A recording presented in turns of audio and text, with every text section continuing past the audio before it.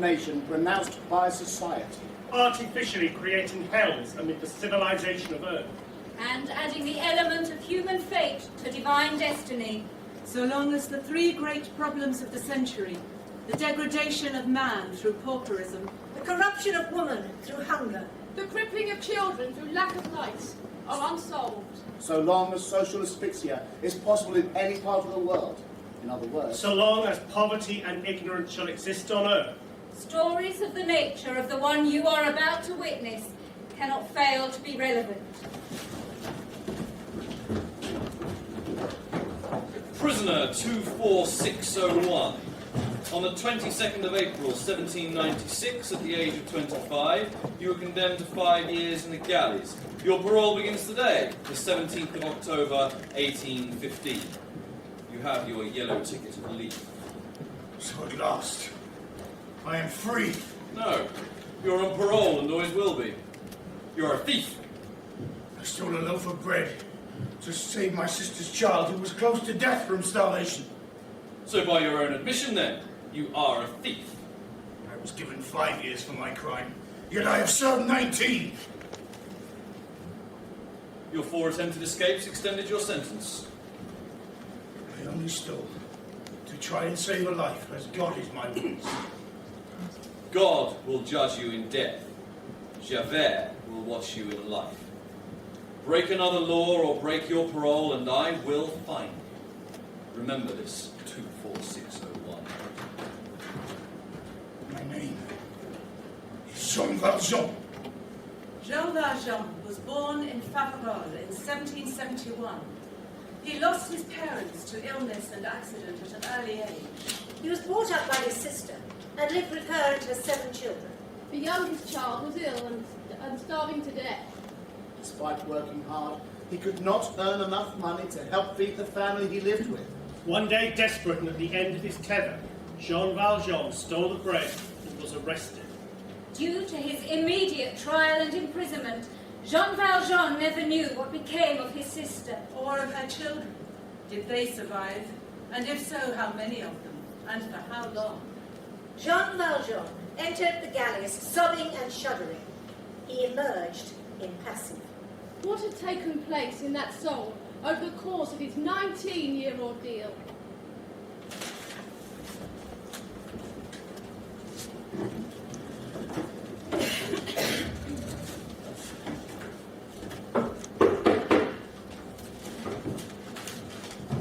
Yes, what is it you want? My name is Jean Valjean. I am a convict. I was liberated 4 days ago and I'm on my way to Pontarlier. I have been walking for 4 days since I left Toulon. Here is my yellow passport, which I had shown at the town hall, which is a condition of my parole. I have money, 109 francs 15 sous. I will pay for food and lodging.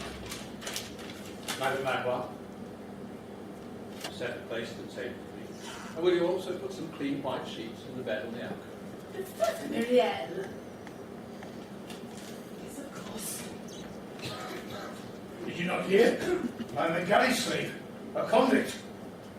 That is my yellow passport. It serves to expel me from every place I go. Now, sir, you may send me away. Not at all, sir. Please do come in. It is very cold out.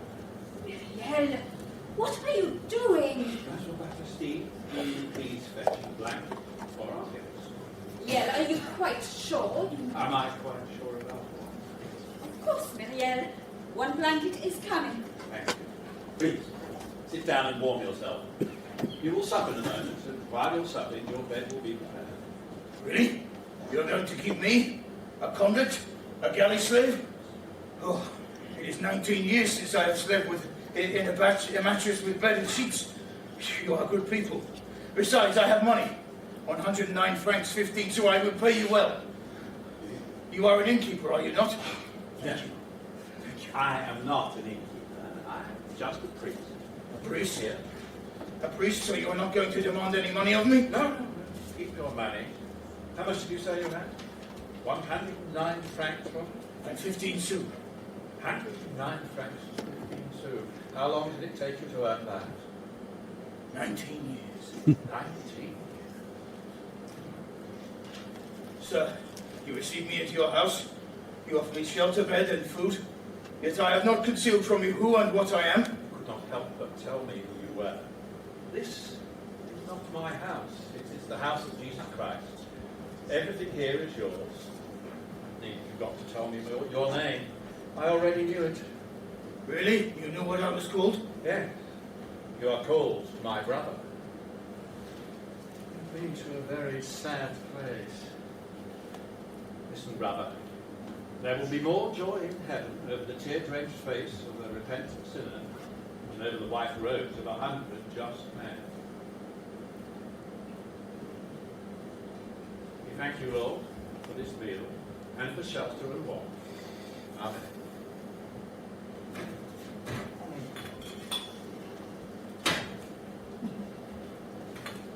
Monsieur, I cannot tell you how good this tastes. Madam Magloire, it strikes me there is something missing from this table. The silver candlesticks. The silver candlesticks. Good father, but I will fetch them right away, Monseigneur. So this is far too good for me. Jean Valjean. Madame Magloire will conduct you to your room after you finish your food and wine. There you can rest and revive your suffering body. Thank you, sir. I'm in your debt. Not at all. Now, if you will excuse me, it's late and I would like to retire. May you pass a good night. Tomorrow morning, before you leave, you should have some warm milk from our cows. Thank you, kind sir. Thank you.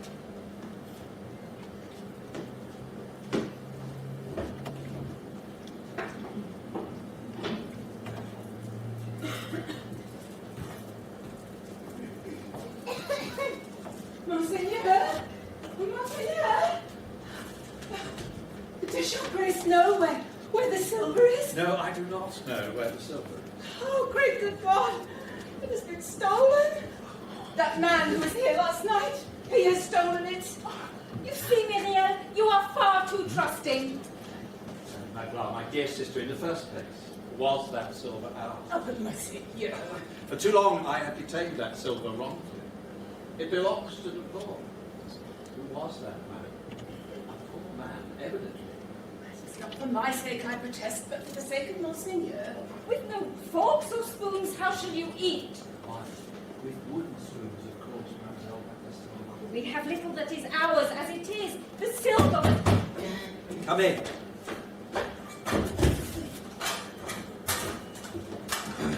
Monseigneur. Monseigneur, Silence, convict. He is Monseigneur the Bishop Myriel. Bienvenue. Ah, Jean. Very glad to see you again. This morning, you left in such a hurry. You forgot that I gave you the candlesticks too, which are of silver, like the rest, and for which you can certainly get 200 francs. Monseigneur. So what this man said is true then? We came across him earlier, moving like a man running away. We stopped him to look into the matter, and he had this sack full of silver. And he told you that it was given to him by a fine old fellow, the priest with whom he spent the night. I see how the matter stands. You brought him back here as a thief. Well, it was a mistake. But thank you for your good duty, officers. You may go about your business. Thank you, Monseigneur. That will be all. Good day to you, and may God be with you.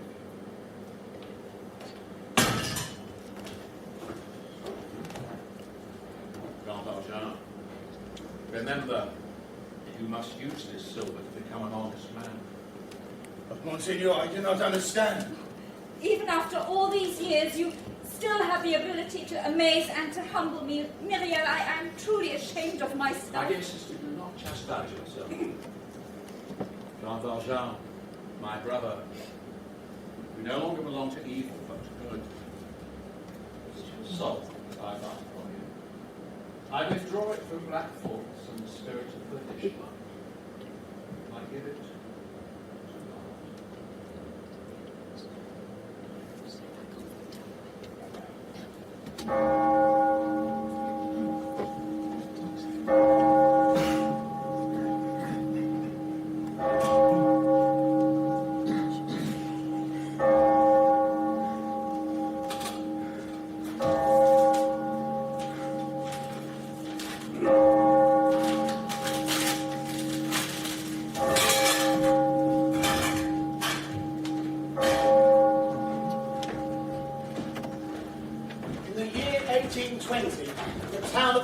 the name near Paris? There was a sort of cook shop kept by some people named Thénardier, husband and wife. During their tawdry and dishonest lives, they had a total of 5 children. 2 of which they sold for the most terrible of motives. Because I have no need for a litter of squalling brats. We shall learn of the lives of the remaining 3 as our story unfolds. But first we shall learn how the Thénardiers came to foster a young girl named Cosette in the summer of 1820.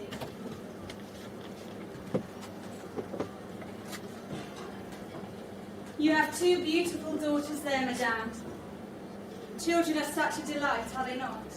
Ain't they just? My name's Madame Thénardier. My husband and I keep this inn. Can I interest you in some food and lodgings, lady? No, I am fine, thank you. My child seems to be playing so nicely there with yours. It's amazing how quickly young children make new friends, is it not? Indeed, yes. Tell me, what's the name of your little one? Cosette. She is 5 years old now. That's the same age as my eldest, Elzelma. Please, madame, may I ask of you a favour? Will you keep my child for me? You see, I cannot take my daughter to the country to seek work with a child. One can find no situation. It was a good God that caused me to pass your inn. And when I caught sight of your little ones playing so nicely, I said to myself, here is a good mother. And she has 2 little girls. That'll be just the thing. That will make 3 sisters. Please, will you keep my child for me? I will pay you 6 francs a month. Not less than 7 francs, 6 months paid in advance. 6 times 7 makes 42. This is my husband. Be nice. Yes, of course, I will pay it. Plus 15 francs for preliminary expenses. That makes 57 francs. Yes, I will give it. I have 80 francs. That will leave me just enough to reach the country by travelling on foot. The little one has another outfit. Yes, it is here in my bag. You may give my wife the outfit and me the money.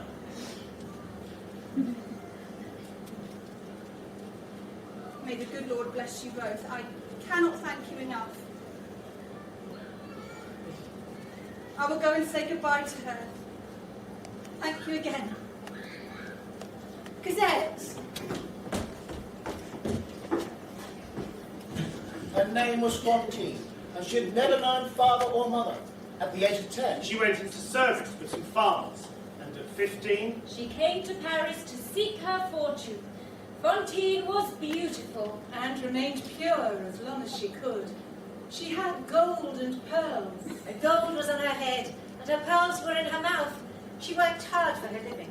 She loved a man named Felix Tholomyès, but he soon betrayed her and deserted her. Fontaine then discovered she was with child, and at the age of 20, in May of 1815, she gave birth to a daughter, and she named her Cosette. The little girl became the world to Fontaine. Every day they spent together was a blessing from God. In the year 1820, after leaving Cosette with the Thénardiers, Fontaine found work in a glass factory run by a Monsieur Madeleine in the town of Montreuil-sur-Mer.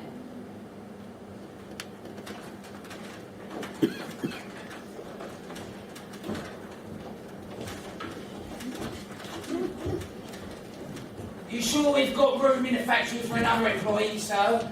As you well know, Foreman, I offer employment to everyone in the town who seeks it, so long as they are honest and follow the way of the Lord. You may inform him he may start on Monday and will be paid the usual rate. Very good, sir. You have a letter, sir. It was delivered earlier today. Thank you, Foreman. You are dismissed.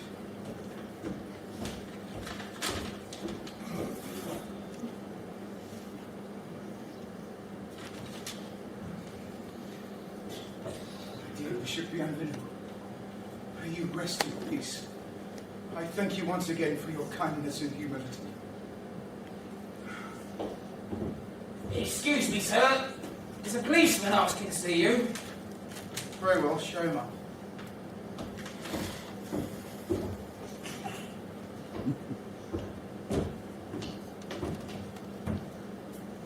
Good morning to you, Monsieur le Maire. Allow me to introduce myself. My name is Officer Javert. I I've recently been the beneficiary of a promotion and have been posted to this town. Then I both welcome and congratulate you. Was there a particular matter pertaining to your visit? No, I came simply out of respect, courtesy, and of course, duty. I've been informed that you've been a resident of the town for some 5 years now. An exceptionally prosperous 5 years too. Thriving glass turning business and recently elected mayor of the town. I've worked exceptionally hard those 5 years and created much employment for the town. I feel no guilt about my prosperity. Nor should you, Monsieur le Maire. Please forgive me if I implied otherwise. Not at all. Inspector, if there was nothing else you wish to discuss, I would ask you to excuse me. I have just received some grave news and there are matters I must attend to as a result. I'm sorry to hear of your grievous news, Monsieur. Whatever the matter, please accept my condolences. I shall not take up any more of it. Monsieur le Maire, there's a man trapped under a cart on the road outside the factory. I think he's Monsieur Fauchelevent. Briefly, show me. Help! Some help! Quickly, there are jackscrews to be had. I won't say what he's done good. It'll take a quarter of an hour. We'll be dead in 5 minutes. Two heads. Somebody help me. It is not the will that is lacking, it is the strength. A man would have to be incredibly strong in order to... My ribs are breaking. Somebody help me, please. Get him out! Coming up.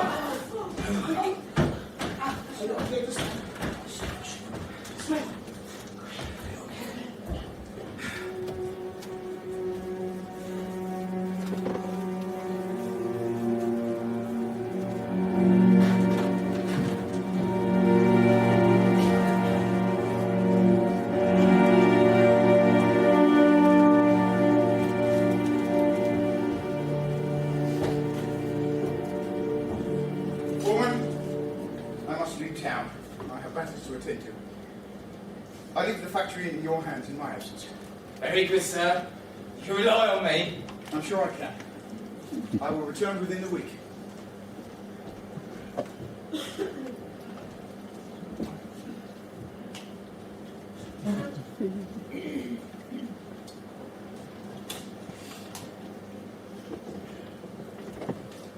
Fontaine! Here now, if you don't mind.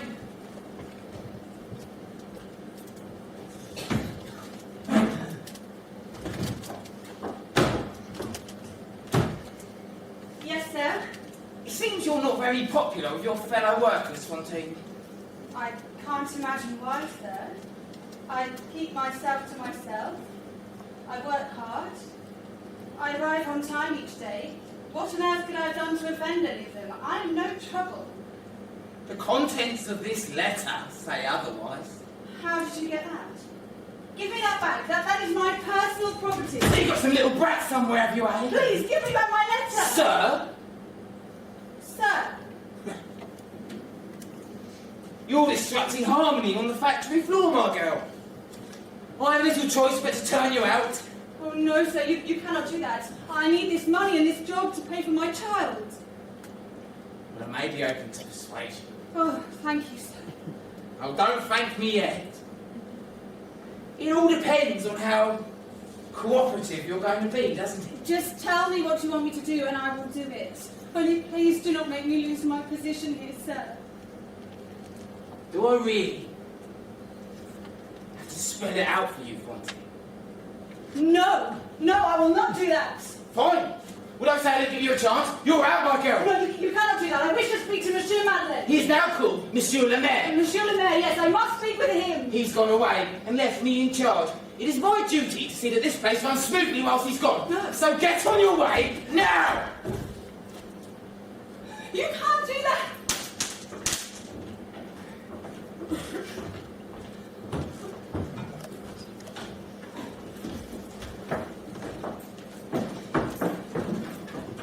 Send this letter to Fontaine.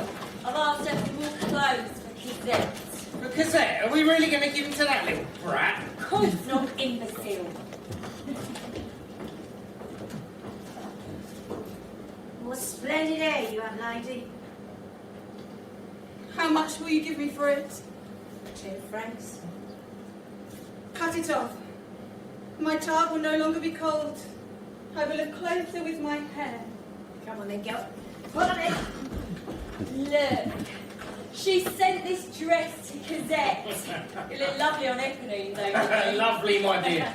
What should we write to ask for this time? Money for more food? No, we need something pressing, more great than that. Cosette is ill with a miliary fever, F1. Expensive drugs are ruining us. If you do not send 40 francs before the week is out, the little one will be dead.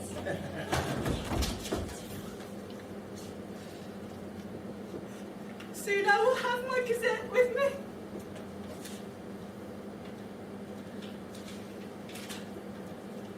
£40. Where do they think I am to get that? 40 francs. You have beautiful teeth, girl. If you were to sell me some of your teeth, I would pay you handsomely. Pull out my teeth. Why, I should look horrible. My hair will grow again, but my teeth.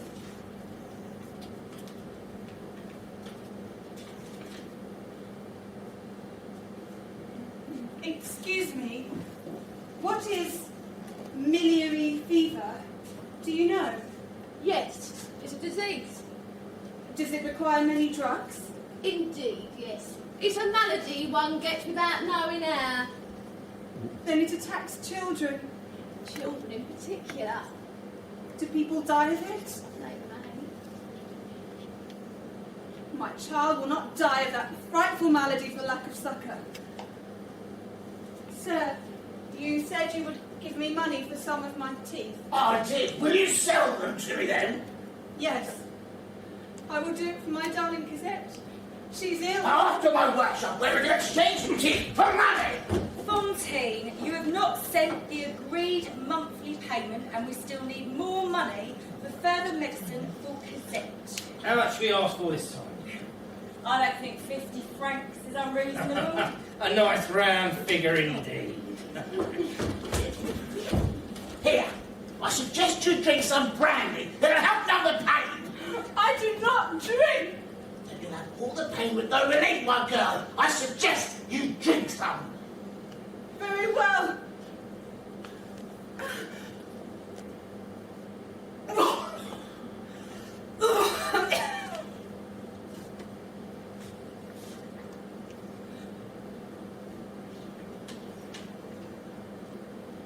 £50. Well, that is impossible. I have nothing left to sell. What can I do? You can always sell your body, my dear. Pretty face, nice body. You do well. Sell my body? That is a deplorable suggestion. I will not sink to such depths. No. Your rent is due, Fontaine.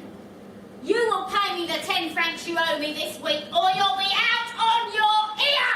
Please, landlord, give me some more time. I am trying to make the money, but I have to send what I make for my daughter, Cosette. That is no concern of mine.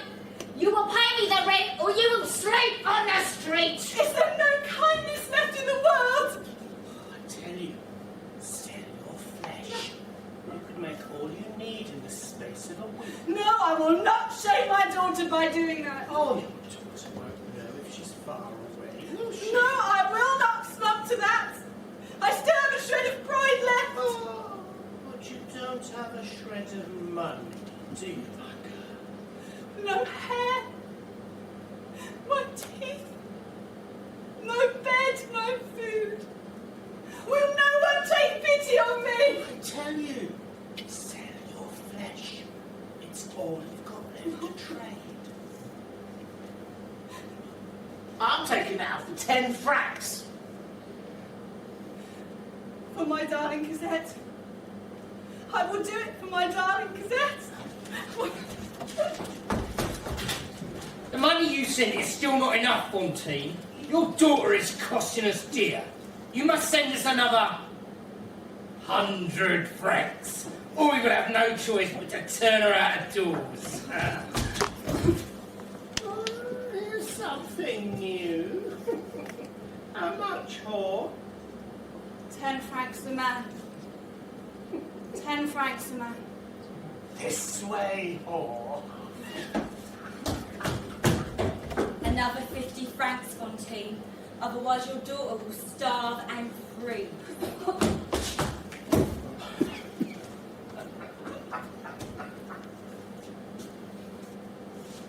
How ugly you are. You owe me 10 francs rent, Fontaine. Out of my sight, whore! You must settle your account, woman. Oh, you smell of drink. The winter is setting in, Fontaine. We need another 20 francs. Who would want an ugly whore like you, eh? Cosette will soon be cold with no clothes, Fontaine. Send us the money. The winter is setting in, Fontaine. We need another 20 francs. The winter is setting in, Fontaine. We need another 20 francs. The winter is setting in, Fontaine. We need another 20 francs. The winter is setting in, Fontaine. We need another 20 francs. The winter is setting in.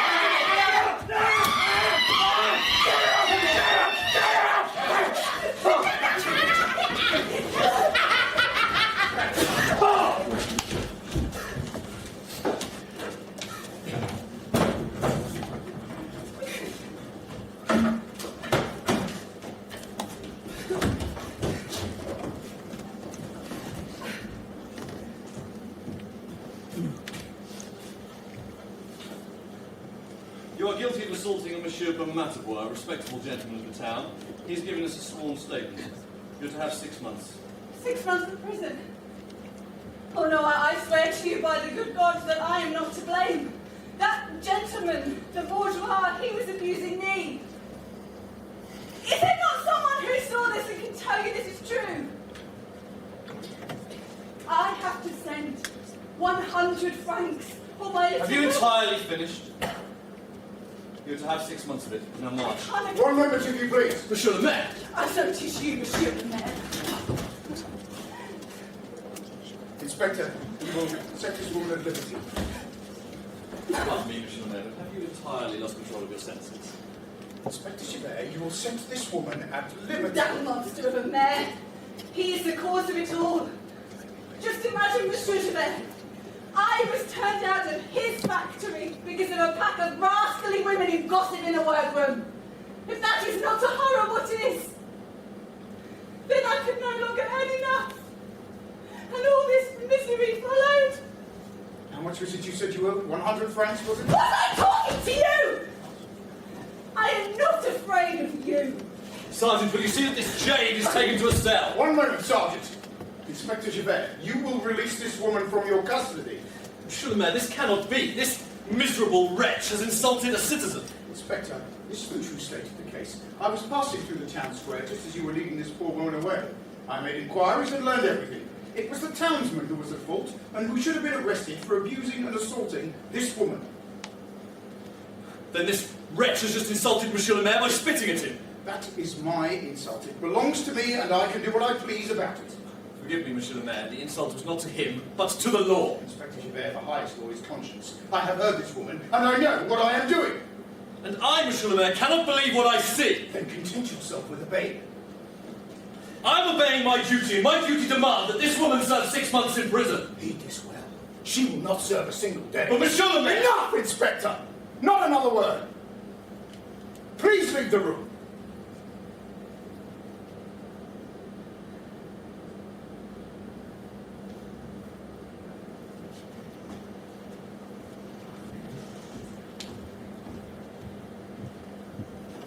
Poor woman.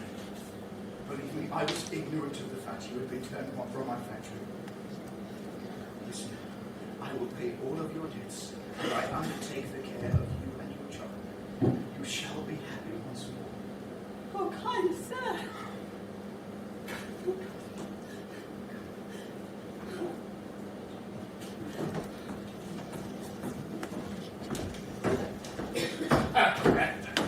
Some ninny has taken a liking to the mother and wants to get the child back.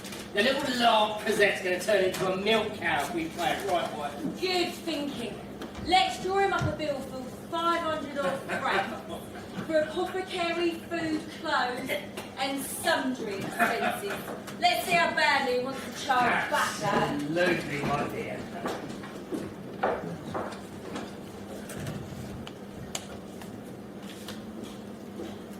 Monsieur le Maire, Inspector Javert to see you. Very well, send him up.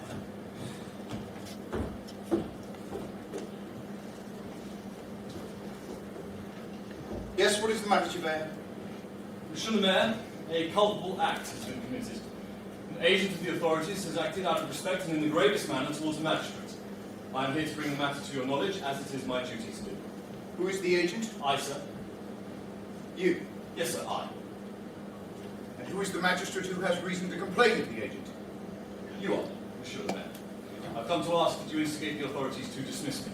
Handing in my resignation will not suffice, as it is honourable. I have failed in my duty, and I must be turned out. I do not understand. You will understand, Monsieur le Maire. Following the consequences of the scene over that woman, I was furious, and I informed against you. Informed against me as a magistrate who had encroached on the province of the police? As an ex-convict. What? I thought it was so. I'd had an idea for a long time. A physical resemblance. Your unusual strength, as demonstrated by the incident with the man under the cart. Anyway, at all events, I took you for a certain Jean Valjean, a convict when I was adjutant guard in Toulon. 8 years ago, this Valjean robbed a bishop, then broke his parole and disappeared. I thought you were he. Wrath compelled me, and I informed against you to the Prefecture of Police in Paris. And what reply did you receive? That I was mad.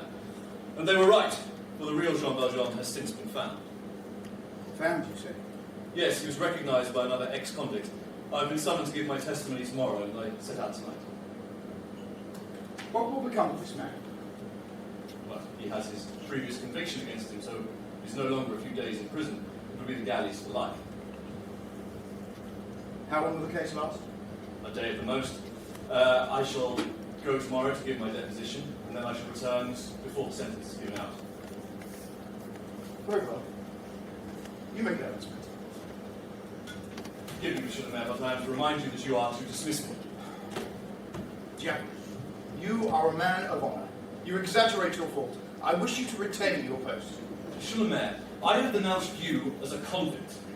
You, a respectable man, a mayor, a magistrate. Now, if I were not severe against myself, then all the justice that I have imposed would become injustice. The good of the service demands an example. I simply require the discharge of Inspector Javert. We shall see. Good day, Inspector.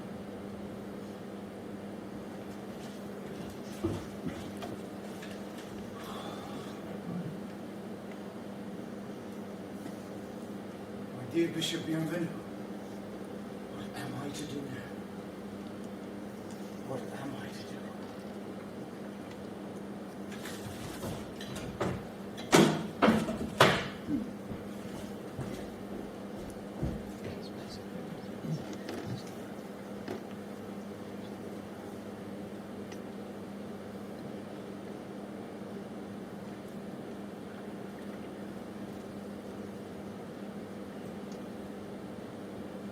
Monsieur Madeleine, where is he? Why does he not come? He's occupied with matters of business. He will return shortly. You no fear. Monsieur le Maire has gone away. Oh, he has gone to get Cosette. Oh, how good Monsieur le Maire is to go. He will be here tomorrow, will he not? Tomorrow will be a festival day. Now that you're happy, mind me and do not talk too much. She will be able to sleep beside me in a little bed, will she not? See, there's just the room. And when I cannot sleep at night, I will be able to hear her sleep. Her little gentle breathing will do me good. Try to rest. Fantine.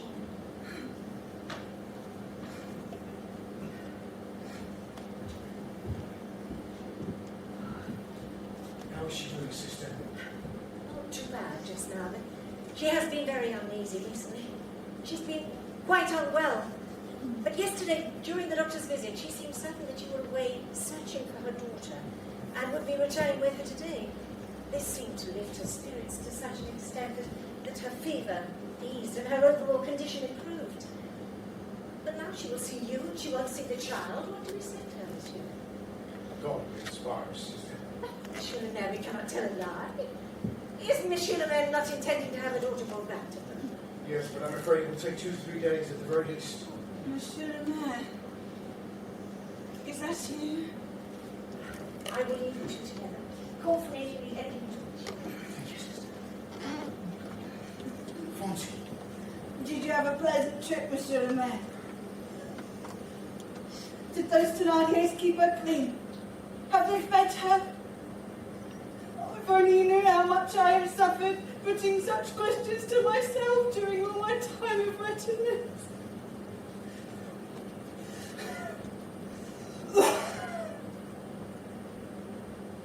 Do you think I'm pretty, Monsieur Le Maire? Fontaine Cosette is well, and she is indeed pretty. But you must calm yourself. Are those Thénardiers prosperous? That inn of theirs is a sort of cook shop, is it not? Oh, wait. I hear her. I hear her. What is it? We shall have a little garden the very first thing. My daughter will play in the garden. She will know her letters by this time. And I will help her to spell. She will run on the grass after butterflies.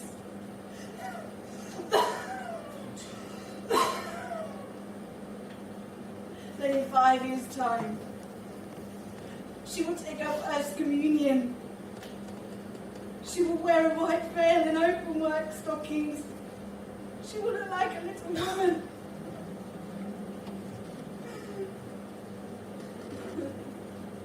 God, Fontaine, what ails you? The order of arrest signed by the district attorney is couched in these words. Inspector Javert is to apprehend Monsieur Madeleine, Mayor of Montreuil-sur-Mer, who, in today's session of the court, entered by his own volition and stated the following. I wish to be recognized as the liberated convict Jean Valjean.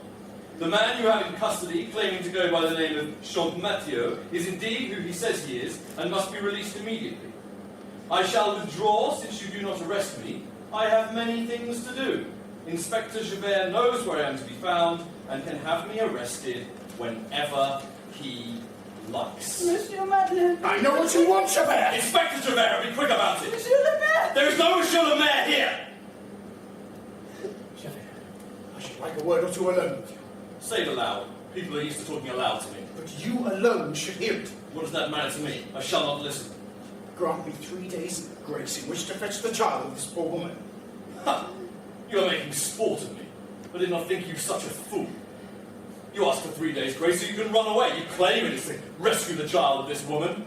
Oh, that's capital, it really is. Monsieur Madeleine. And there's another name, Monsieur Madeleine. I tell you, there is no Monsieur Madeleine, there is no Monsieur Le Maire. There is a thief, a brigand, and a convict known as Jean Valjean. And I have him in my grasp. Fontaine. Fontaine. What is it? Fontaine.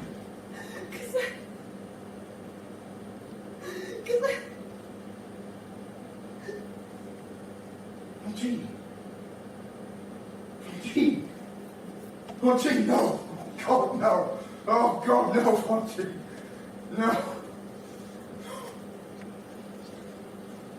You have murdered this woman! I'm not here to listen to argument. Let's have an end to this. I advise you not to disturb me at this moment.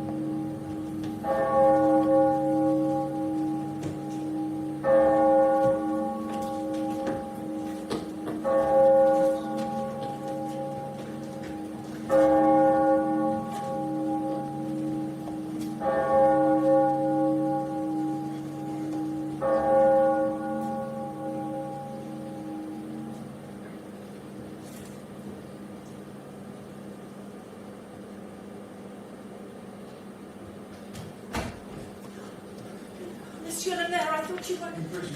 I was, sister. I saw a chance to escape and I took it. Surely they'll come looking for you. Indeed, sister, so I ask you one favour. I ask you to keep a keen ear for any sound... He must be here! Find him!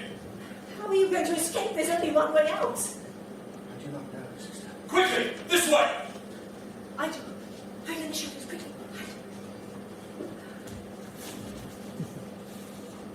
Who is in this room? Open or I will enter.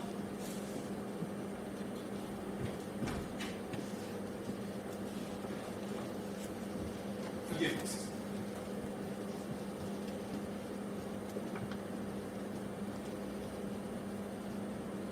Sister, are you alone in this room?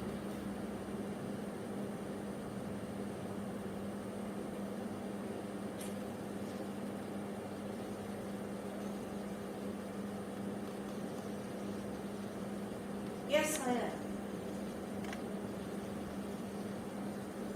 Forgive me if I persist. It is my duty. We are looking for a certain man. He has escaped. It is that Jean Valjean. You have not seen him? No, I have not. Now will you please permit me to return to my prayers?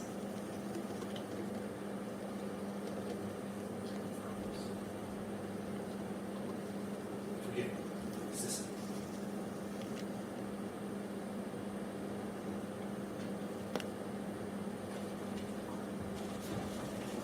Oh, sweet sister. May this lie be counted to your credit in paradise. Monsieur le Maire, I have never told a lie in my life. May the Lord forgive us our sins. I've done a wrong thing, but for the right reason. Bless you, sister. As for Fantine, We all have a mother, the earth. Rest assured, Monsieur le Maire, Fantine will be returned to that mother with all due respect and ceremony. I will see to it. Please, take care of her child for her. you can be assured of that, sister. And once again, my unending thanks.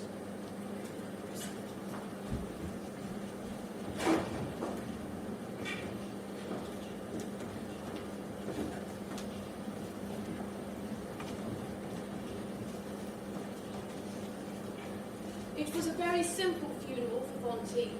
And reduced to that strictly necessary form known as the pauper's grave.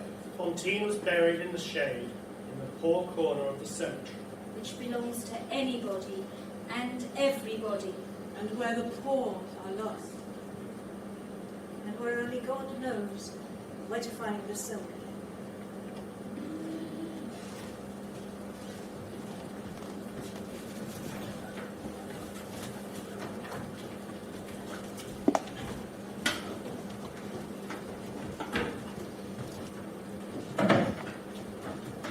Hello, little one. It looks like what you are carrying is very heavy for you. Yes, it is, sir. Would you allow me to carry it for you?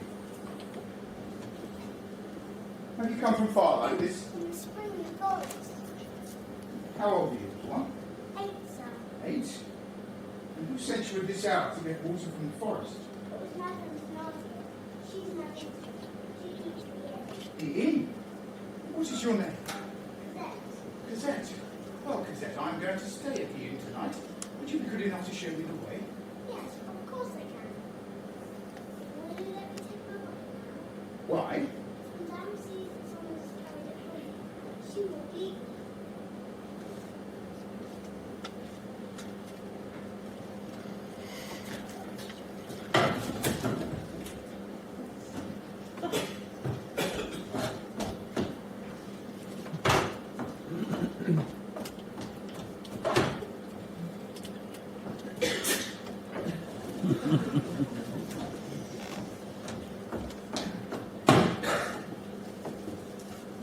took your time, you little wretch. The hussy's clearly been amusing herself. Madame, here's the gentleman who wants lodging. Come in, good sir. Oh, sorry, we have no room left. Give me that light. Put me where you like, in the attic, in the stable. I will pay as though I occupied a room. That will cost you 40 sous. 40 sous is normally 20 sous. It's 40 in his case. I don't lodge poor folk for less. By the way, where's that bread? Madame, the baker's shop was shut.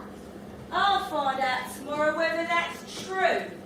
In the meantime, give me back my 15 sou piece. Have you lost it?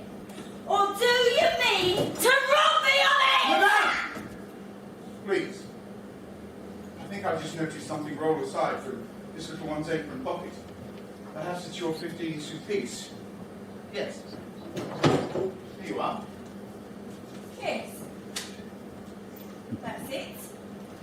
And you, don't let this happen again. Now go tend to your sewing! Can I interest you in some supper? Madame, she has fetched the water from the forest as you asked. Why not let her play? She works since she eats. I don't feed her to do nothing. And besides, she's making my darling daughter Eponine some stockings, who's practically barefoot just now. Well, almost. Eponine, what do you want? Some water for me and Zelma. I'm thirsty. Is she back yet? Yes, my sweet, there she is. Now go and see if Zelma's feeling any better. Madame, how much will those stockings be worth when she's finished them? 30 sous at least. Would you sell them to me for 5 francs? 5 francs! Yes, if such as you fancy. You'll be allowed to have those stockings for 5 francs.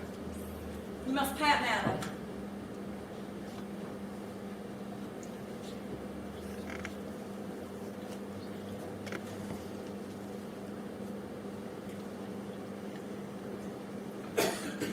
There, Cosette. Now I own your work. You may play. Is it true, Madame? May I play? Play. Thank you, Madame. Thank you, sir. Am I to assume this child is not yours? No, she's a beggar who we took in through charity 3 years ago. We have written in vain to her natural mother with no reply. Must be that she's dead. Oh well, her mother didn't amount to much. She abandoned her child. I see. I can't tell you, boy! What's going on, Evelyn? What's going on? Come on, you don't want to use that door! Oh, you stop the noise. If I had my way, you'd be out in the street and make no mistake about it. Madame! Excuse me.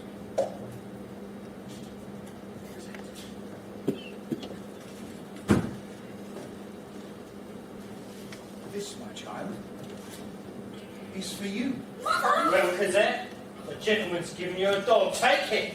It's yours, me little love. Is it true? Is the lady mine? I should call her Catherine. That's not fair, Mother! I want that one! Why can't I have what she has? Stop your noise, Eponine. You'll be content with what's yours and there's the end to it. Play, Cosette. Play.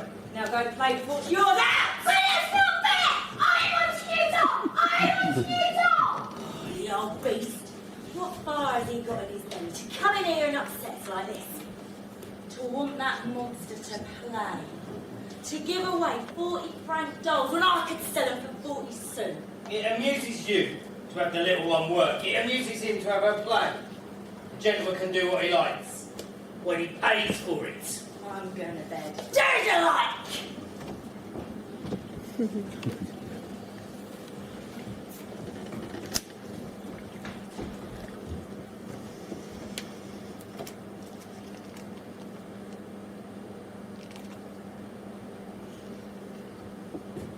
Is this your leaving us already? Yes, madame, I'm going. How much do I owe you? Madame, is business good here in Montfermeil? Oh no, sir. Times are so hard. We have so many expenses. And Cosette, see, well, she's called herself very high. Cosette the Lark, as she's called hereabouts. Yeah, we've got so much going out and so little coming in. And then there's my daughters, Elzelma and Eppening, and my son Gavroche, but heaven knows where he is. He ran off, you see. So I've got no need to care for other people's children as well as my own. What if someone were to rid you of Cosette? So I'll pray daily that will happen. Very well, I will. What? You mean immediately? Immediately. Call the child. In the meantime, I will pay you what I owe you. 23 francs? 23 pounds! Monsieur also owes 26 sous for his chamber and 6 sous for his supper. As for the child, I'll discuss that matter with Monsieur. Leave us, wife.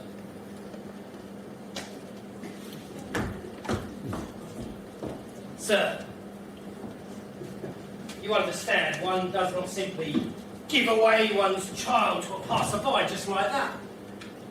I suppose I were to make a personal sacrifice. I should like to know where she was going and with whom.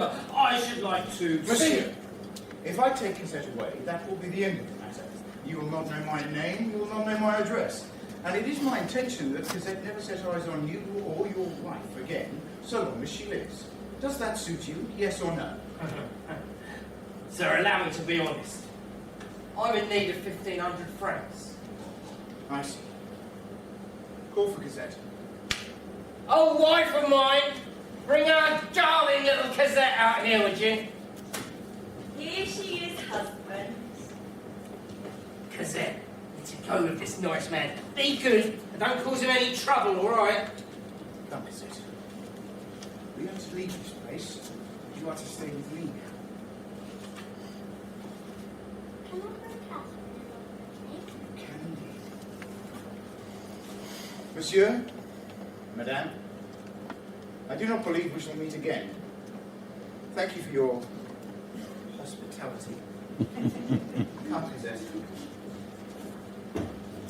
1,500 francs, eh? Yes, my dear. Full 1,500 francs. Is that all?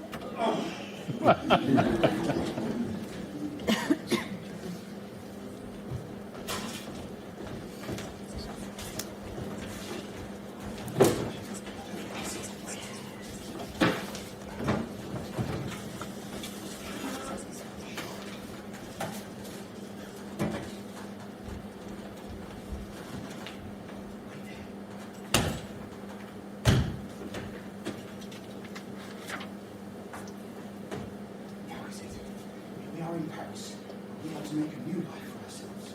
However, in order to do so, there is one man we must avoid. Now, whatever happens, I We've must... had several descriptions of a man matching that of Valjean being seen in these parts with a young girl. The innkeepers in Montfermeil claimed he abducted the girl from them. Another crime to add to a growing list. The Rue Droite-Mur is guarded, as is the Rue Petit-Picpus because of the convent there. I'll wager he's in the blind alley. Report anything and everything to me. I shall not yield until he is found. About your task, men.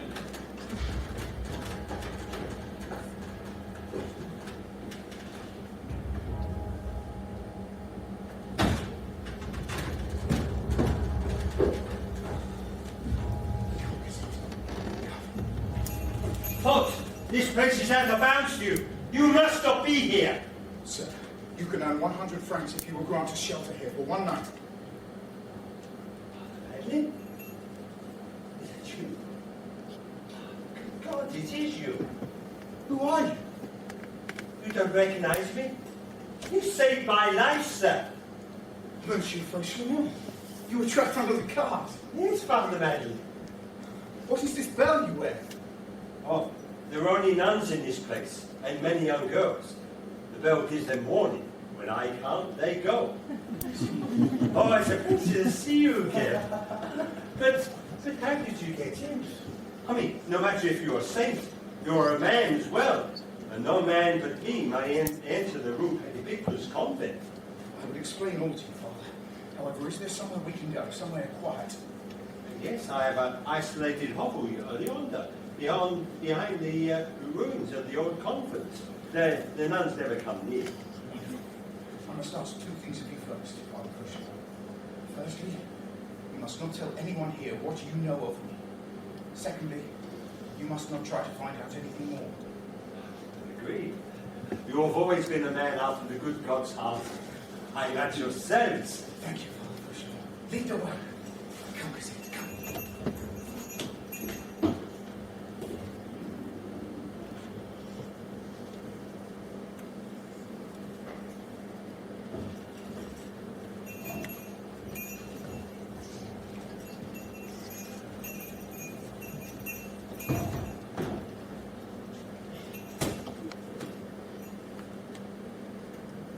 First thing, Father, you must not leave this chamber, either you or the girl. One step into the garden by either of you, and we're done for. Understood. This cottage is in the niche of the wall. It cannot be seen by the convent. The nuns never come near. A convent? A place no man comes near. This place could be our salvation. The difficulty is to remain.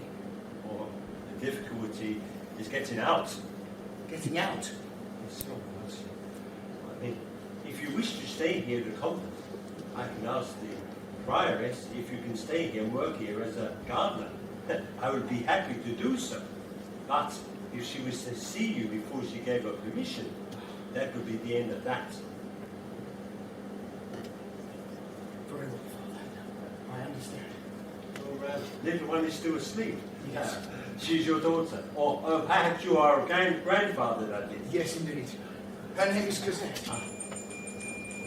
The prioress is calling. Well, ask her if she'll give you an audience in the morning. I would say that you are my cousin. I will be back presently. Oh, if you are hungry, there's wine, bread and cheese. Come in, prioress!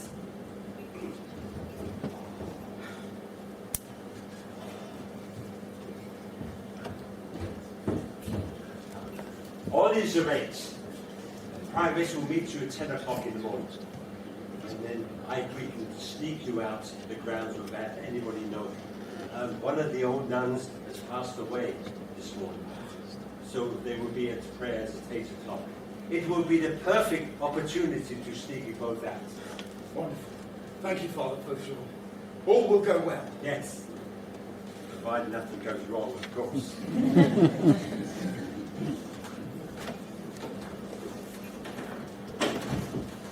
In the months following, Javert patrolled the convent area on a regular basis, but to no avail.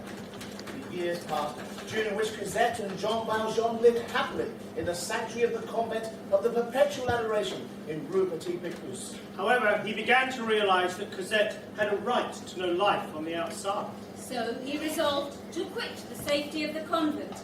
After all, who would recognize him now? When old Fauchelevent died, Jean Valjean humbly offered the sum of 5,000 francs to the convent for its continuance, and so He and Cosette left the convent in 1829 after a period of 6 years. He then hired 3 apartments in different districts of Paris under the name of Monsieur Leblanc, independent gentleman.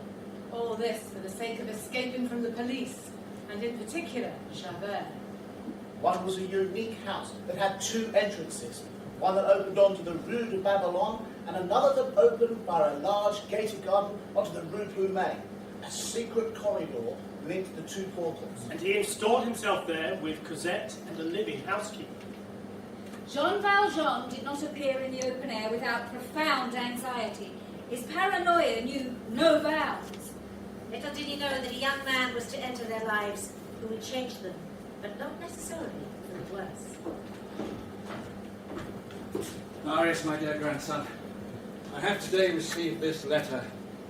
You must set out for Vernon tomorrow morning. Vernon? Why, sir? See your father. Why should I want to see him? He never makes any effort to see me. Marius, you know how little regard I have for your father or what he stands for. However, appears that he is very ill. Set out tomorrow morning. Very well, I will go. Marius, please know that I am very sorry.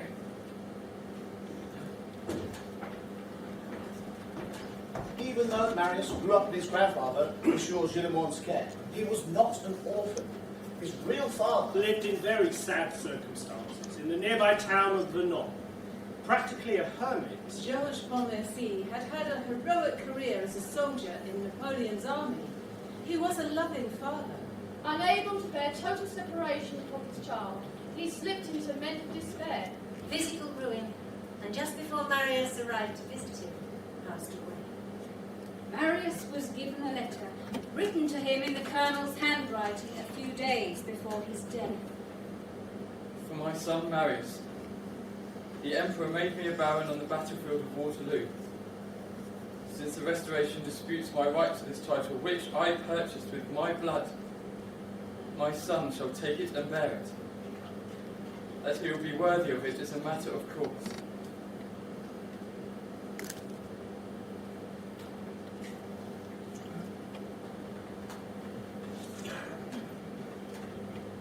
I beg your pardon, sir, for disturbing your prayers. You mustn't be intrusive. I will explain myself. You see, I'm the church warden here, and rather attached to this place. I can understand why, sir. It is a beautiful place. Indeed it is. It seems to me the Mass is better from here. That much I can believe. It is the same church which I have attended Mass for as long as I can remember. No, you misunderstand, my boy. What I mean is the Mass is better from this particular seat here. And I want to explain. You see, it is from this seat I watched a poor, brave father come to this church for the past 10 years. He had no other way of seeing his child, you see, because he was prevented by family history. He came at the hour when he knew his son would be brought to Mass. The little one never suspected his father was there. He hid behind a pillar so he might not be seen and gazed at his child and wept. He adored that little fellow. I could see that poor man. And this spot has become sanctified in my sight as a result. That is a sad story, sir. Did you know this man? Yes, I knew the unhappy gentleman. Yes, he had a father-in-law and other relatives who threatened to disinherit him if he, the father, saw him. He sacrificed himself in order his child might be rich and happy one day. You see, they were separated by political opinions. Certainly I approve of political opinions, but there are some people who just do not know when to stop. Oh dear, a man is not a monster because he fought at Waterloo. Waterloo? He was one of Bonaparte's colonels. He lived at Vernon and tended the most beautiful garden there. You see, I too have a great love for flower gardens. I came to admire that man in every respect. Alas, I believe he is dead now. His name was Pontmercy. Did you say Pontmercy from Vernon? Yes. Sir, he was my father. I know. I watched you grow as a child. I always hoped you'd be reunited with your father someday, but alas, I now believe that is too late. Dear child, you may be certain you had a father who loved you. Are you certain of all that you say, monsieur? I'm quite certain, dear boy. Quite certain. Then this is altogether wonderful, yet tragic. To think I've lived in the knowledge that my father cared nothing for me. And yes, it was my grandfather who was the villain all along. Monsieur, what is your name? People call me Father Mabeuf. I'm deeply indebted to you, Father Mabeuf. Will you please excuse me? I must go and find out all I can about him. It is the very least I can do for him. Good day, Father Mabeuf. Good day. May God go with you, dear boy. Marius read all that he could to gain a full knowledge of the rare, sweet man who had been his father. With each passing day, a deep resentment of his grandfather grew. However, he did not reveal this. Marius made his appearances at breakfast. When his grandfather couldn't find him around the house during the day, He would dismiss his absence, saying, "It appears it is an affair of passion." It was a passion, and Marius was on the high road to adoring his father. You have studied much and become familiar with your father's life and history. You are to be commended for this marriage. But do not chastise yourself for what has gone before. Your father would not want that. Father Mabeuf, I have fallen out with my grandfather. This morning he demanded an audience with me, and I confronted him about my father. And we argued. I said many things to cause offence, and he threw me out. I have 30 francs, my watch, and a few clothes in a bag. What is to become of Marius now? Your life is ahead of you, dear boy, and I am here to help you. Rest assured, Marius is going to be fine. Come. In early 1832, Marius completed his studies and qualified as a lawyer. It was whilst he was studying that he met with a young man named Courfeyrac, who was to become his closest friend. Courfeyrac was a member of a society known as the Friends of the Abbé, derived from les abbés, the debased ones. Quite simply, they were A student society in the state of embryo that wished to elevate the people. And the Friends of the ABC held meetings in the back room of the Café Massin in the Latin Quarter. Here they smoked, drank, and gambled and laughed. And here are the names of the principal ones. Enjolras, Courfeyrac, Combeferre, Combeferre, and Champleferre. These young men formed a sort of family through the bond of friendship. For many months, Marius would meet with the Friends of the ABC to discuss law, politics, and matters of the world. One day, on his way to the Café Poussin near the Luxembourg Gardens.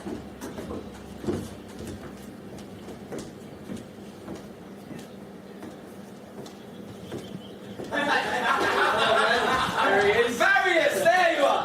What's the matter with you? You look like you've seen a ghost. Why don't you come and dine with us tonight, eh, Marius? Yes, and then we'll go to the play at the Port Saint-Germain. I've heard it is most amusing. Any tickets for the play for me, then? Not this time, little Gavroche. Perhaps next week. Come to the Café Massin, I'll see what I can do for you. Here. Take a few sous and treat yourself with a bacon. Run along now. Thank you, Mr. C. See you next week, then. See you. Bye, Gavroche. Come, Marius. Join us and tell us about the women in your life. Yes. Have you not noticed how so many of their heads turn as he passes in the street? He is right, Marius. I hate to admit it, but he is indeed right. Really? Well, I have not noticed such a thing. Oh, perhaps that is it, gentlemen. His modesty is our undoing. Never! No woman can resist the charm of Courfeyrac. Even if the fair Marius Come, gentlemen. Let us dine, watch the play, and then drink until breakfast at the Café Massin, huh? Show me the wine. Come, gentlemen. There's a way to dinner. Drink. Summer passed, then autumn, then winter. Despite always looking, Marius did not chance to see the young girl or her chaperone again. Thenceforth, Marius had but one thought, to gaze once more on that sweet and adorable face. He sought constantly, he sought everywhere. He found nothing. Marius was no longer the enthusiastic dreamer, the bold inquirer of fate. the young spirit encumbered with projects, plans, and ideas, he was a lost dog. He fell into a black melancholy. All was lost, he thought incessantly, for he could not think otherwise. However, he no longer took pleasure in his thoughts.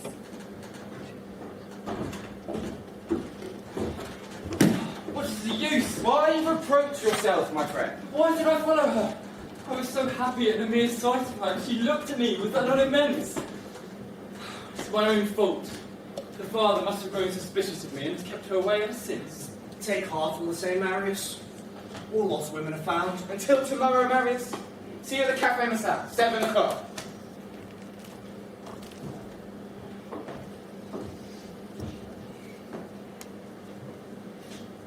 Hello, sir. Are you quite well? Hello? Yes, sir. Forgive me if I appear distracted. Of course. Pay no heed to me. May I ask what book it is you're reading now? Oh, it's a book about law. I know how to read. I do. And I don't know how to write too. Tell me, Do you ever go to see the play? Sometimes, yes. I do. My brother is friends with the artiste, and he gets me tickets sometimes. But I don't like the benches in the galleries much. It is cramped and uncomfortable there, and there are rough people there. People who smell bad. I see you often, walking around the Luxembourg Gardens. Yes, it's become a favourite place of mine. Tell me, why do you seek that man and his beautiful daughter? Excuse me. I've seen you looking for them many a time. I don't suppose you know of this man and his daughter. Have you ever seen or spoken with her? No, but she is indeed adorable. So beautiful, sir. Or do you by any chance know her name? Or his? No, I don't. Do you know, sir, that you are a very handsome fellow? But you are grieved. It is plain. I do not want you to be grieved. Can I be of any service? Employ me. I do not ask for your secrets. You need not tell them to me, but I may be of some use nevertheless. I help my father when it is necessary to go to houses, to carry letters, to find addresses, to follow anyone. I can be of service. Thank you, Sir. Regarding this man and his daughter, do you by any chance know their address? No, I don't. I'm sorry to say. Do you think you could find it for me? Is that what you want? Yes. More than anything. Can you do this for me, please? You shall have the beautiful lady's address, sir. We'll get it.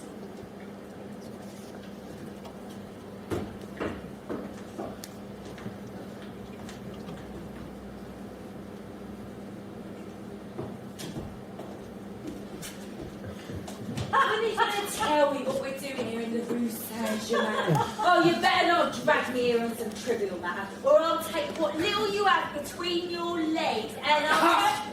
Listen, there's a bloke. Comes here regularly at midnight on a Wednesday. I've been following him for weeks, but tonight I see his face. Blow me if it isn't the bloke. Stole the little lark, is it? This was years ago. Are you sure? It's been 8 years behind you. I recognised him at once.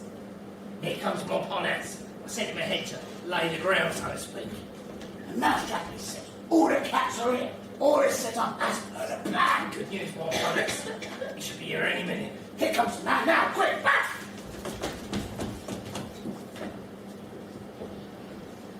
Come to me!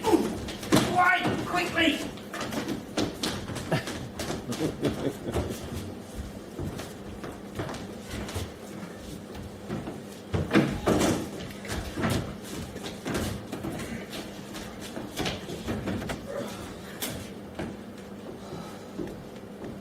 Good morning, monsieur. How's life been treating you these past 8 years? Who are you? What do you mean by this? My name around these parts is Jondrette, but my real name is Thénardier, the innkeeper of Montfermeil. Now do you know me? Mr. Giver of Dolls, Mr. Philanthropist, now do you see who I am? I see that you are a villain. Villain! We went bankruptcy. We had to go into hiding. We don't have a single sou. Do you expect me to believe that? People such as you? Now then, mister. You say what you have to say. Before we do what we have to do. Don't hold him yet. Yes. Search him, Montparnasse. What? No pocketbook? No what? Stand back. Let me speak with the gentleman. See if we can arrange this in an amicable way. You see, monsieur, I am not a greedy man. I only want 200,000 francs in exchange for Cosette. You mean in exchange for Cosette? You'll see. Now, if you'll have the goodness to write down what I'm about to dictate to you. How do you expect me to write? I'm bound. Oh, of course, monsieur. Montparnasse, untie him.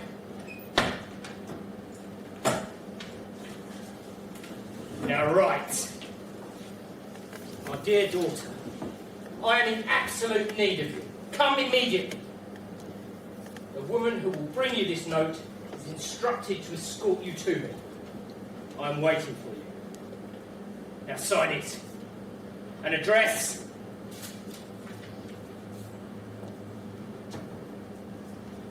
My wife will take it to Cosette. If you attempt to have me arrested, my comrade here will give a turn of his thumb to the little lark. It's all very simple.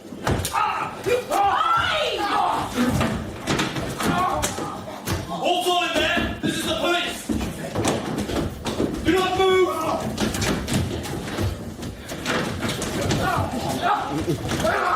There are many of us, there are few of you. I assure you it is less unhealthy. Ah, John Drett and your venomous wife. I can only assume you are the notorious Montparnasse. I can tell you were overheard plotting to kidnap and assault a wealthy man. You did so and brought him here. Tell me, where is the man you kidnapped? What man, Inspector? We've no hostage here. Feel free to have a look about. Do not waste my time. What was the name of the man you held here? I know not of whom you speak, Inspector. Therefore, how can I possibly give you a name?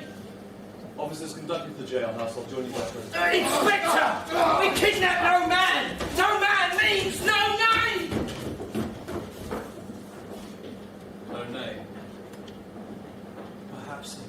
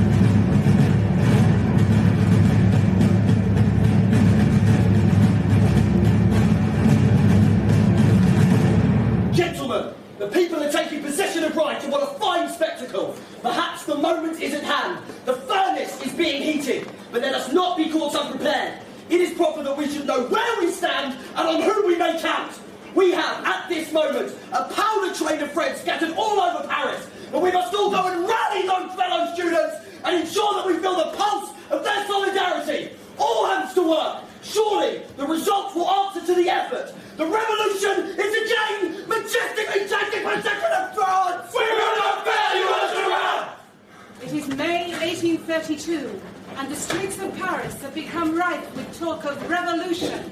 Jean Valjean, having escaped the Thénardier's lair and the clutches of Javert once more, returned to his house in the Rue Plumet. However, his sense of paranoia increased yet further since his kidnapping. And his concerns for Cosette's well-being had grown significantly. As a result, he spent time at all three of his residences across Paris in order to maintain a noticeable presence at each. Thus, it would not be noticed if he decided to take Cosette to any one of those dwellings. To continue his avoidance of Javert, a man who had lost none of his appetite to recapture him.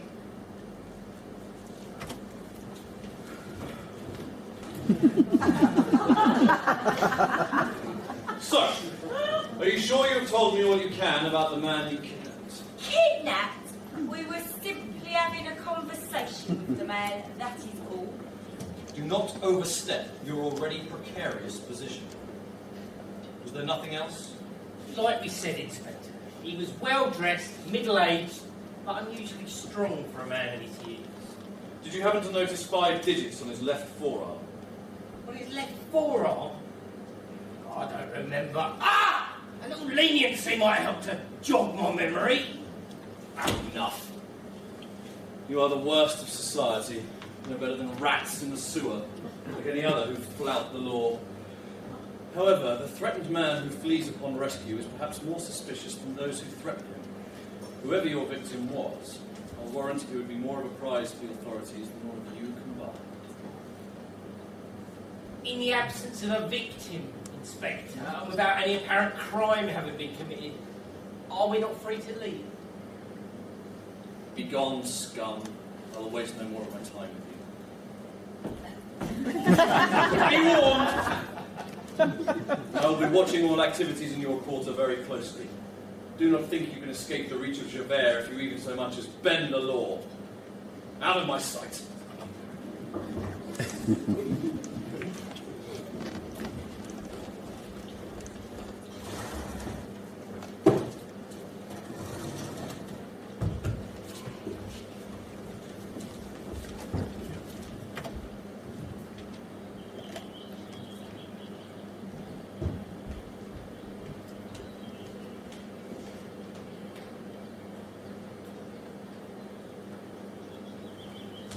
Are you going to tiptoe away without saying anything, young man? What?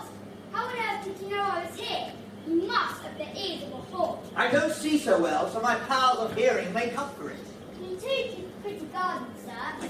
Thank you, lad, thank you. What's your name? Gavroche, sir. But do you live around here? You could say that. Sort of. Do you live with your parents?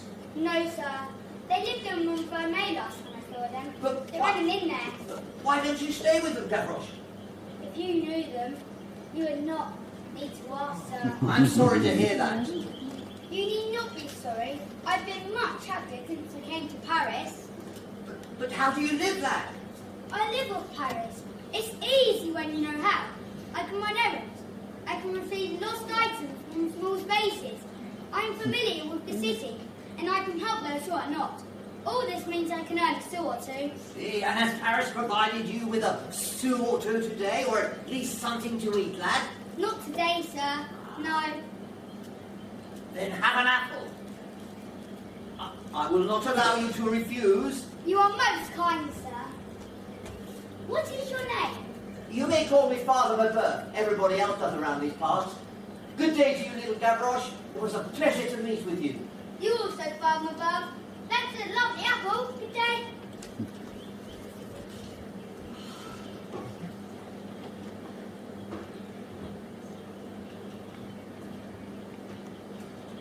Father Mabeuf, how are you today? Blessed with visitors, it seems.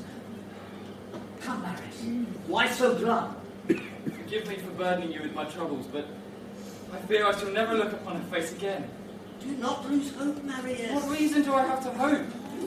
Allow me to fetch you some tea. Now rest, my old friend.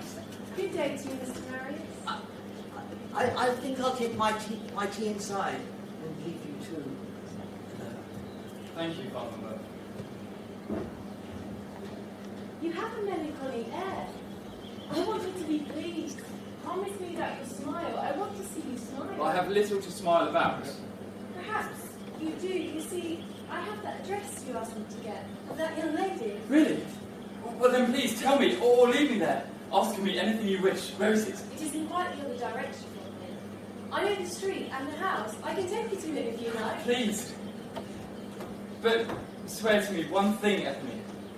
Swear to me that you will not give this address to your father. How do you know my name is Ethne? I never told you. That is nice. You have called me Ethne. But answer me in the name of heaven. Swear to me that you will not tell your father of this address. Be at ease. My father has gone to ground after a brush with the law. Besides, what do I care for him? But you did not promise me, Ethne. Yes, all right. I promise, I swear, I will not tell my father the address. There, is that what you wanted to hear? Yes. Thank you. Now please, take me there. Please, Teens. Do not follow me so closely, Mr. Marius. Let me go on ahead and then follow me. A nice young man like you must be seen with a girl like me. By the way, you know you promised me something. Oh, yes, of course. I don't want your money, sir.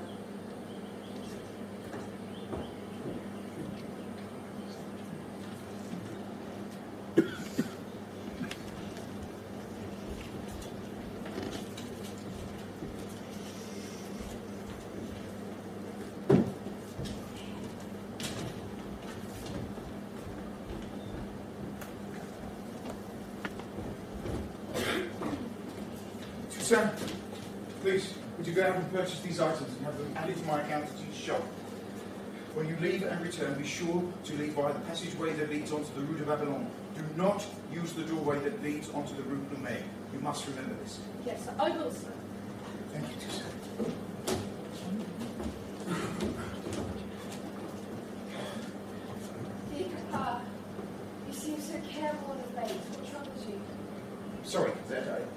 did not mean to worry you. I know you miss the convent, Papa. You love tending the gardens there, and I miss it too. You must also miss old Fauchelevent. He was a dear man and a close friend to you, I know. Yes, we spent many a year of peaceful existence because of that great man. But here we are, doing what we can for those less fortunate than us, and trying to keep ourselves to ourselves in the process. But you've become increasingly anxious, Papa. You appear constantly wary of all who approach us. Each week visit the poor and the sick, yet you have not let us walk in the Luxembourg Gardens for months. I'm sorry, Cosette. It is just for your well-being, you must know that. That is why Toussaint the maid lives with us, so you are never alone whenever I am away. But no one else ever enters this house. The maid fetches all our provisions, but you seem to deny all approaches of friendship and company. Surely you must crave some companionship, Papa. Cosette, I have you. You will always have me. I pray to the Lord that is so, Cosette. Papa, I have such a confused recollection of my childhood. I pray morning and evening for my mother, yet those Thénardier people remain like two hideous figures from a nightmare. You should not concern yourself with thoughts of those people. I remember I was sent out to this dark forest to fetch water one evening, and it was you who saved me from that life. Since then, I've often thought that, although I know you're not my real father, that the soul of my mother has passed into you somehow, has come to dwell in me every day. I know it's hard for you, Papa, but perhaps one day you will tell me about my mother. I promise you, Cosette, one day you shall know all of it.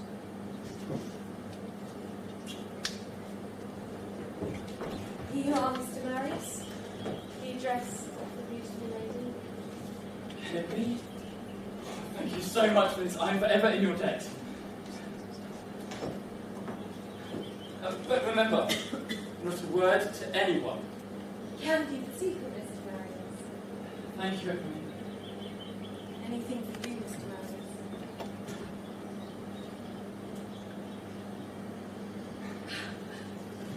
Why, it is you! Pardon me, mademoiselle. Have no fear of me. I am struck dumb that you've remembered me. What is your name? My name is Marius. And yours? My name is Cosette. Cosette. What a beautiful name. What a beautiful face. Why, thank you. It is a very long time since I last saw you. What feels like an eternity. The 16th of June is almost a year ago. You remember? I'm amazed. Oh, Cosette, how I've searched for you. I thought you had left Paris. One day I thought I saw you pass, but there was a lady with a bonnet just like yours. You see, sometimes I think I should die for what I feel. I adore you. Forgive me, I speak to you, but I do not know what I'm saying. Have I spoken out of turn? Of course not, Marius. I too have been beside myself with love, and I have been since the moment I first saw you. I almost burst by not being able to speak about it for so long. You love me then? Surely you must know it. From that day forward, they met in secret every night in that humble little garden. It seemed to Cosette that Marius had a crown, and to Marius that Cosette had a nimbus. They gazed at each other. They clasped each other's hands. They pressed close to each other. But there was a distance they did not pass. To Marius, Cosette was like a perfume. He inhaled her. He lived in this ecstatic state which can only be described as the dazzling of one soul by another. What took place between these two beings? Nothing.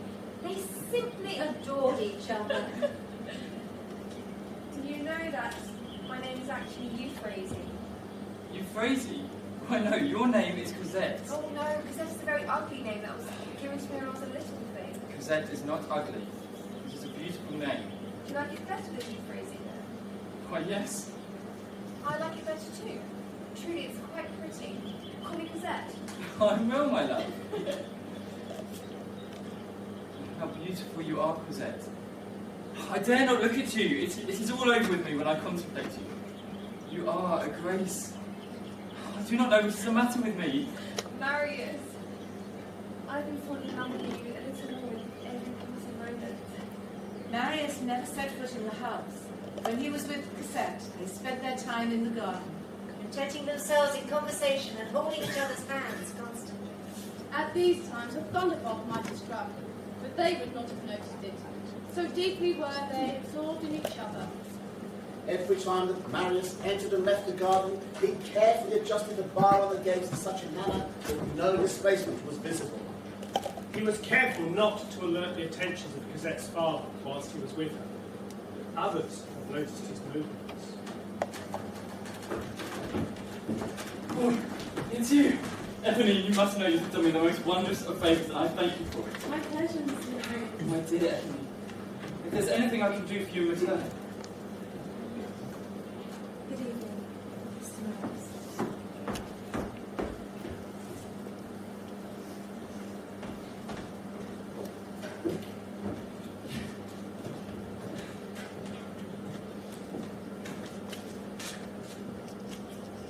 This is the place. You dropped this one. My eldest, Azelma. She's been following the young lad who comes here to court the girl who lives here. An old man lives here too, but he comes and goes. It's just the maid and the girl at the minute. It's right for the pick. What jade is this? Don't you know your own daughter? What are you doing here, Penny? Get away! Can't you see job on hand here? You can expose yourself to no purpose. That house is empty. You won't find a sou in there. Go to the devil. Once we've turned this place upside down, the servants at it will tell you what's inside, whether it's rats or sewer in dust. Well, I don't mean you shall enter that house. You lay a hand on that gate, I'll scream. Grateful little wretch. Do as you like, but you shall not enter here because it doesn't suit me, see? You can use your knives. I'll use kicks. Come on, I ain't afraid of anything. Not even you, father. She's lost her mind, Thénardier. You only have to cry out and people will come. Don't. John seems ashamed to miss this one. It's going now. That's it. You've had your chance. I warned you. You'll pay for this, my girl. Eveline, was it you who screamed? What's the matter? There were so many, Mr. Marius, but I swear I did not need them here. My dear Eveline, thank you. Did you see who they were? No. I heard them talking in the street after you and I spoke, so I followed them here. And once I knew of the plan, I let out that scream. Brave Eveline. Once again, I'm in your debt. Marius, what is happening? And who's this? Never mind. I'm just a friend of Mr. Marius. Good evening to you both. Cosette, you must warn your father that there were suspicious men lurking in the alley behind the garden gate. He will ensure you are safe, but as ever, keep our love a secret. Do not tell him of us. You can have my word, Marius. Although it's very hard for me to keep such a thing from him. I know, Cosette, I understand. But it will not be long before we can explain everything to him. A little more patience, my love. What's the matter? Marius, my father told me this morning to hold myself in readiness. That he may have business out of town and might have to go away from here very soon. That we might be going to England. No, this cannot be! No, when shall you set off and when do you return? He did not say even if we shall return. If my father goes, I must go too. But I do not want to. But listen, I will tell you where we are and you can come and join me. To do so, I would need money. And I have none. I'll go to England, but I haven't even enough money to pay for a passport. Cosette, do you love me? I adore you. Then please, for me, do not weep. I will try. Marius, do you love me? I love you with all my heart. Now listen, do not expect me until the day after tomorrow. A day without seeing you, that's impossible. Let us sacrifice one day in order to gain our whole lives, perhaps. Tell me your thoughts, Marius. If you have some plan, tell me so that I may pass the present night. It's impossible that God should mean to part us. I'm going to try something. Then I pray to the good God that you will be successful. I will question you no further, since you do not wish it. Listen, the day after tomorrow, you will come at 9 o'clock. 9 o'clock precisely, do you hear? I understand. And now that I think of it, you ought to know my address. Something might happen, one never knows. Until then, Cosette.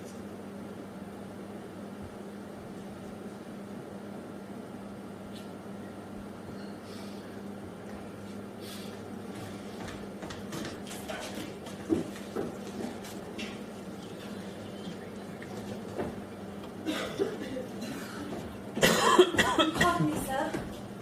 Miss Mademoiselle, what is it I can do for you? That's the first question you asked. What you can do for me. Sorry? No matter. It only proves that what I've come to tell you is the right thing to do. I've come to do with you, sir. You must clear out of your house tonight, you and your loved ones. For what reason? For your own safety, sir. I do not understand. All you need to understand is that you must clear out of your house tonight as soon as you can. Surely there is no need There for is us. every need, sir, and you must listen to me. There are people who plan your harm, and they are serious about it. I cannot tell you who, but they are bent on some sort of revenge. Who are you? What is your name? My name is of no importance, sir. But what I know is, these men were prowling around your house last night, and my scream scared them off, but that will not stop them. They have ways to deal with one such as me. Forgive me, I'm caught off guard with this news, but I thank you for what you have done for us. Please, give me no thanks, sir. Just heed my words and clear out of here tonight. But stay! Let me protect you from these people. That you cannot do, sir. You must go now, but good evening to you, kind sir. Good luck.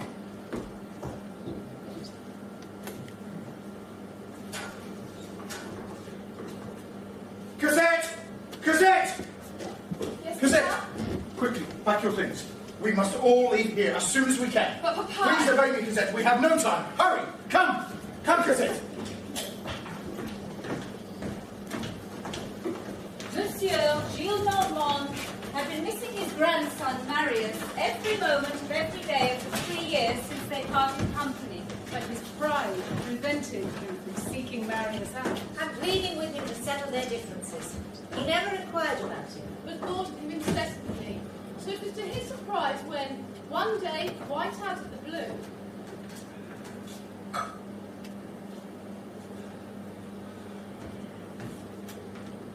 Well, boy, you come to beg my pardon.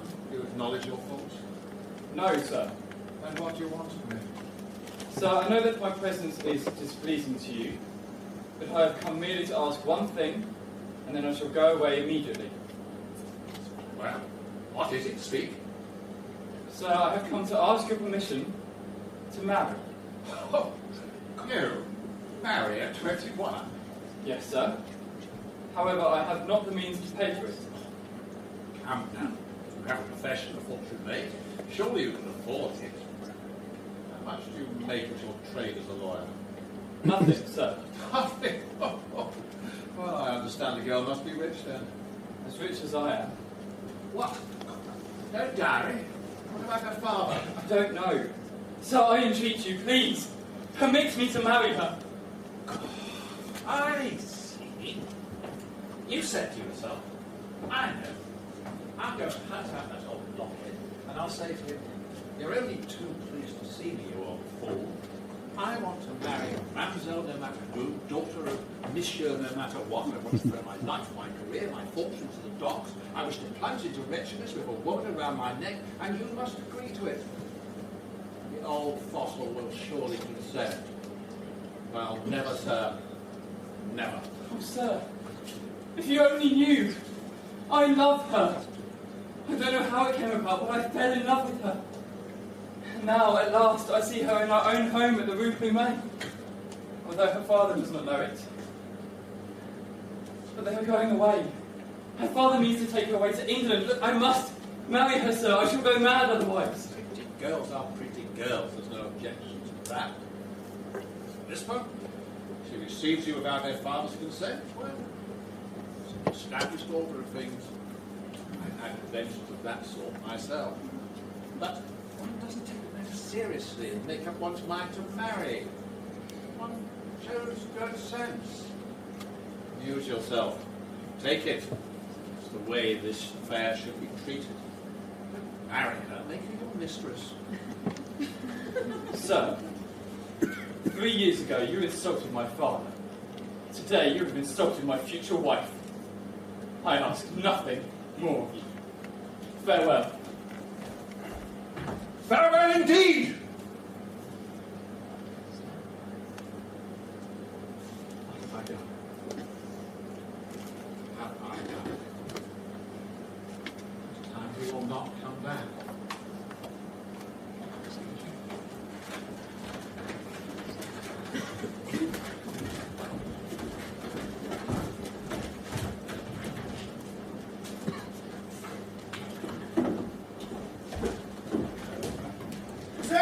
Cosette, come quickly, we must leave soon! I'm coming, Papa. Excuse me. Yes, lady? I will give you 5 francs to deliver this letter for me. Please, it's very important. Must be for 5 francs, lady. Will you do this for me? Please, sir. Thank you, I'm incredibly grateful. Cosette, come, we must hurry! I'm coming, Papa. Thank you, sir.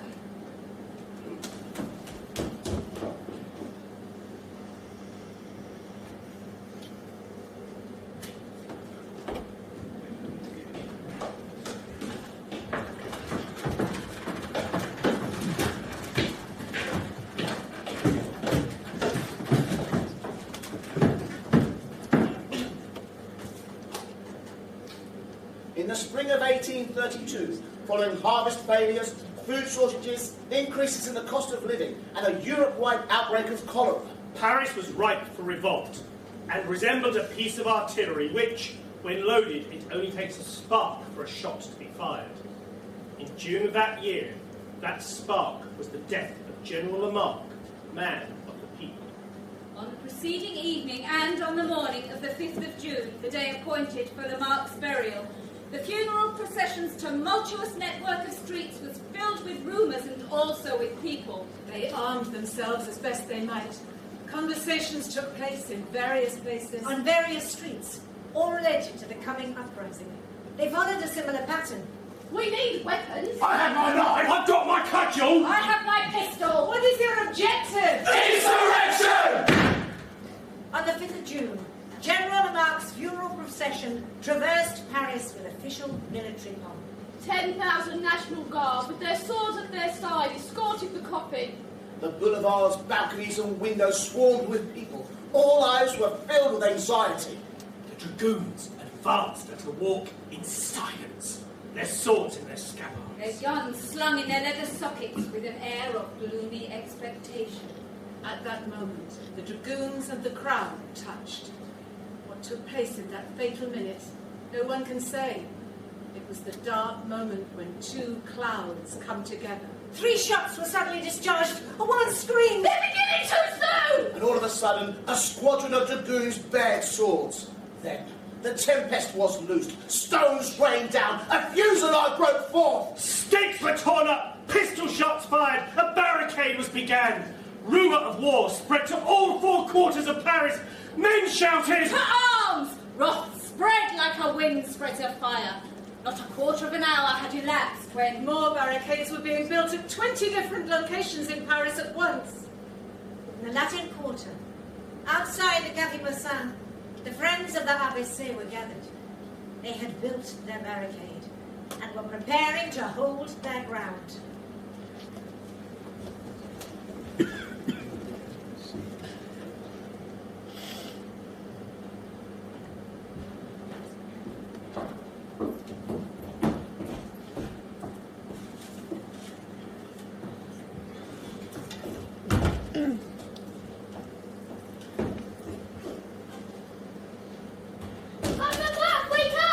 Here's your daily visit, my little friend. I'll fix you an apple. No, Mama Buff! It's the riots! What riots? Cosette!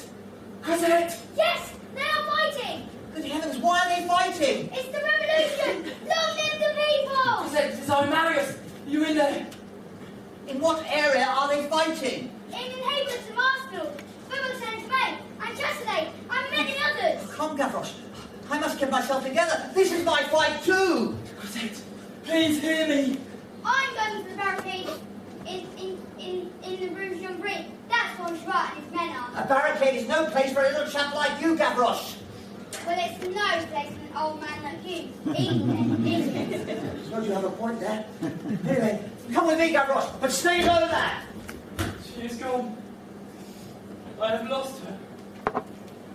Comrades, for my part, I don't tremble before their arms. Do any of you? No! Gavroche, you should not be here. Father of birth, don't your high rule, sir. Why? There is going to be a fight, that is well. Thrust of the sword and firing, Father Mabeuf. That is well also. Firing from cannon. Need I say it again? What a fierce old fellow. When occasion demands, yes. Where is Marius? I don't know. He was in my lodge when I saw him last. Does anyone know who I'm with? Ah, Marius's love affairs. No. He said he would join us to watch Lamarck's funeral procession, but I've not seen him. It was a marvellous sight in the fitting spark that lit our flame.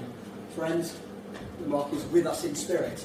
Comrades, we shall overthrow the government as sure as Nightfellow's Day! Yes! All is quiet at present, but we must keep watch throughout the night. It will take 2-hour rotations. Jean Prouvaire and I will take the first watch. The rest of you, eat and drink. But go steady with the wine. We must keep clear heads. That one comes a little late Grantaire. Gentlemen, I understand only love and liberty. Oh, if I were rich, there would be no more poor people. Oh, if only kind hearts had fat purses, how much better things would go. Hold your tongue, you cuss! Grantaire, this is a place of enthusiasm and courage, not drunkenness. Go sleep it off in the cafe. Don't disgrace the barricade.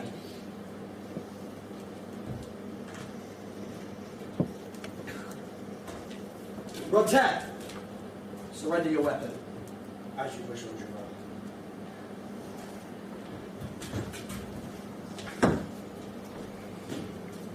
I thank you for joining us at this barricade, Father of Earth. You have my respect and my admiration. Thank you, Lord Gerard. However, I ask for neither. I want a gun. Why didn't you give me a gun? Give you a gun?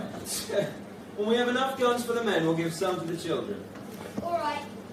But if you pick for me, I can take yours. That's a comfort. Rest, men. Rest while you can.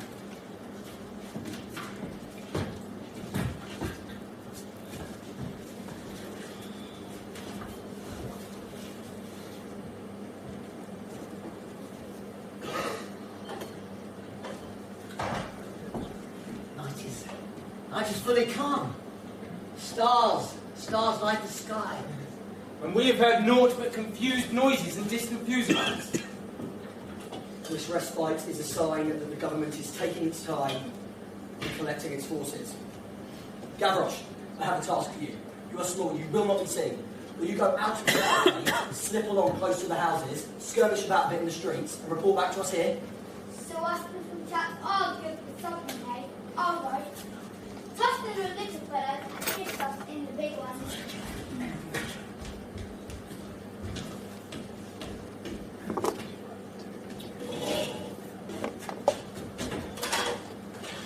Men, I hear something. Someone approaches. Be ready. Is it Mr. Gavroche? No, it is a man. One man. Halt! Come no closer! Do not shoot! I have no weapon and no uniform. What is your purpose? I'm here to join you. Walk slowly and raise your hands.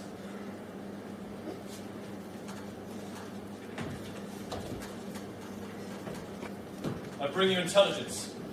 I used to be in the king's armies, but no longer. Will you allow me to fight with you? Will you not know you? How can we trust you? I have no weapon. I can help you. I have news of their plans. Speak. Impart what you know, and then we will decide.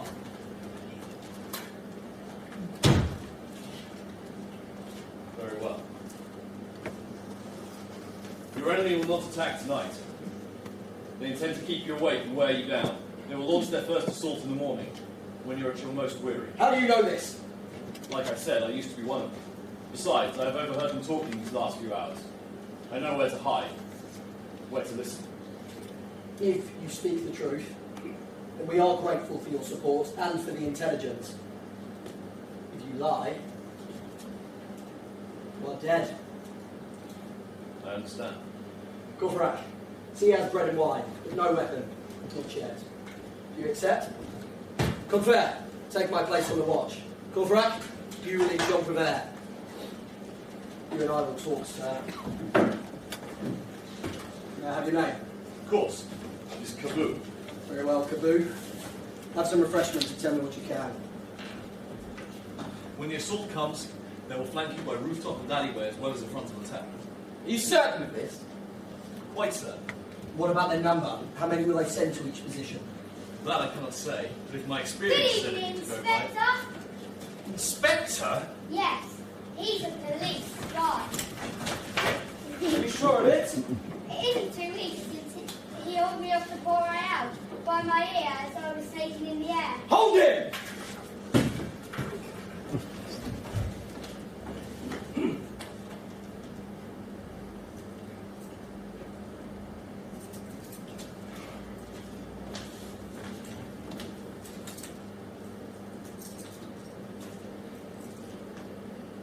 Javert, Inspector of Police, and the signature of the Prefect of Police, Monsieur Gisquet. Give him back his watch and purse. We are not thieves and we do not want his blood money. Bind him!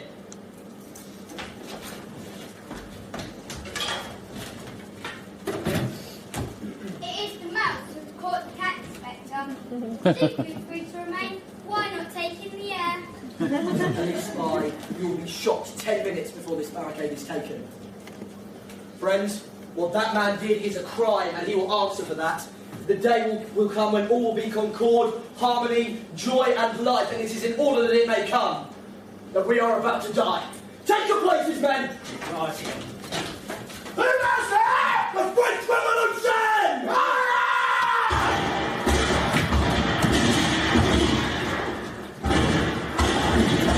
Comrades! Let us not waste our ammunition. Let us wait till they are in the street before replying. You're right, Cobrac. Let us raise the flag again. Who is there here with a bold heart?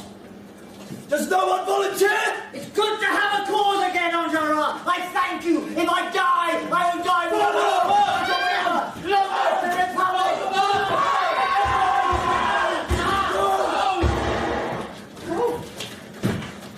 He was unarmed! Come on, let's get him down. Let's get him down. Come, come.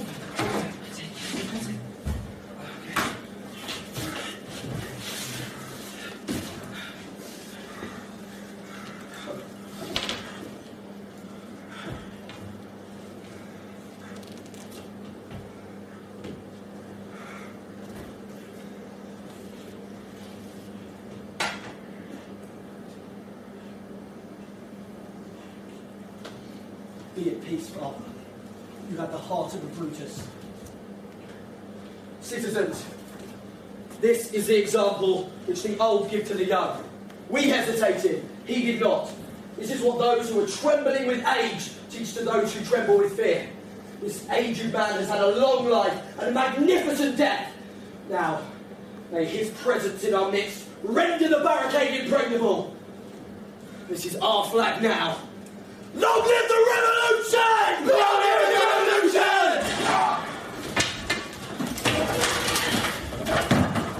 Lay down your arms, Lomac! All of you! Or block the barricade. Block the barricade? And block yourself also? Yes, and myself also. Fall back! Fall back! Marius! Here you are! What luck! You came in opportunely. If it had not been for you, Mr. Marius, I should have been dead. As was the order. They're getting through. Someone needs to go and scout and report back. Jean Prouvaire, no one knows the alleys and shadows of this quarter better than you. Will you go? Of course. I'll return shortly. Rest assured.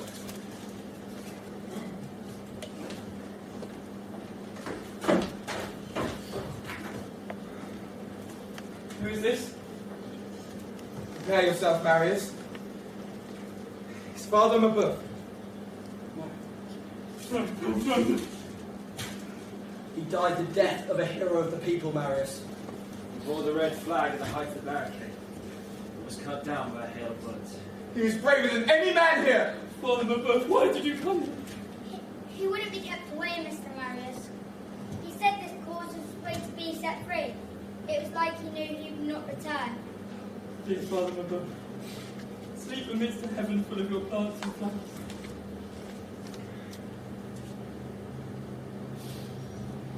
We must bear him hence from here. We must place him in the cafe at the very least. Who will help me?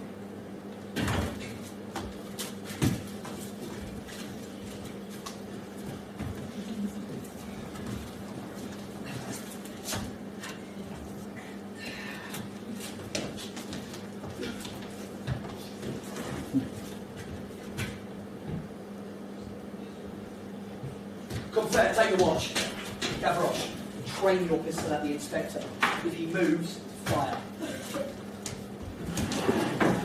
Ah, Grantaire. You slept off your intoxication? Indeed I have, Entourage. How may I be of service?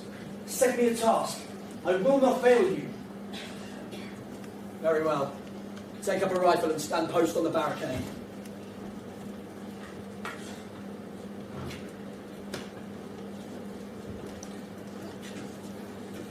What is the situation, my friend? We are, of course, outnumbered, but holding firm. We have their agent whom Gavroche is covering. Who is it? Do you have his name and rank? Gavroche recognised him. He tried to infiltrate us as a volunteer, but he is a police spy. His name is Javert. You in the barricades!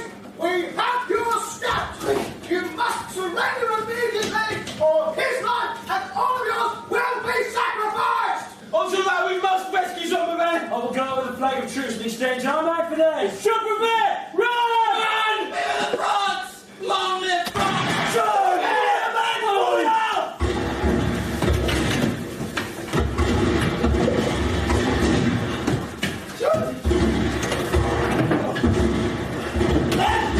Are we still alive? It's too dark to see you all! Sound off, Ben! Confrère! Confrère! Frontier! Marius! Mr. Marius, at your feet. Who's this? Confrère, hand me that lamp. Eponine! My God, what are you doing here? You're wounded. Oh my God, why did you come here? There was a gun aimed at you, so I stopped him. God, Eponine, no! We must get you to a surgeon. Be careful, better than any surgeon. Just stay with me, I beg of you. I will stay. I will, Eponine. I will. I don't want to suffer. No, you must stay with me, Eponine. Gavroche, do not take your pistol away from that spy. My brother, Gavroche. Oh, Gavroche is your brother. And he should know. Do not go. It will not be long now.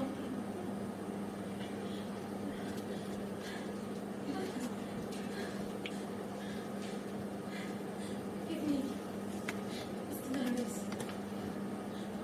I was told to post it, but I kept it. I'm sorry, but I believe I was a little bit in love with you.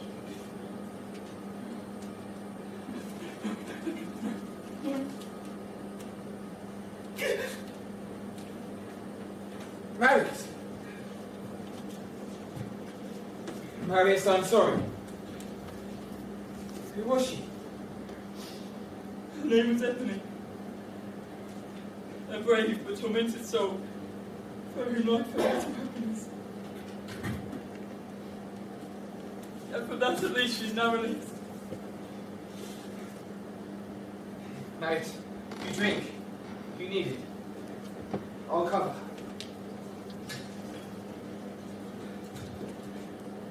Do not let Gavroche see her. She was a sister. Sister? Poor Gavroche.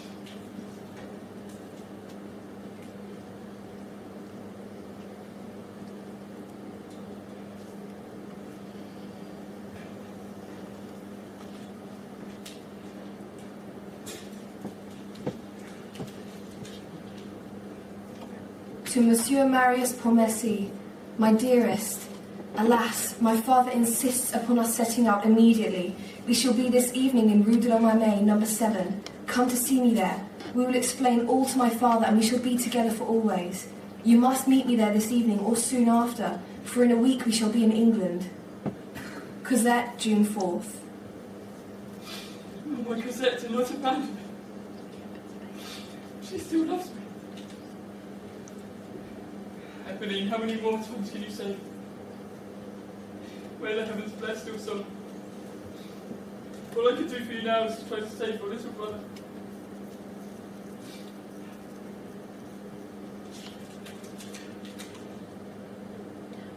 My dearest Cosette, our marriage was impossible.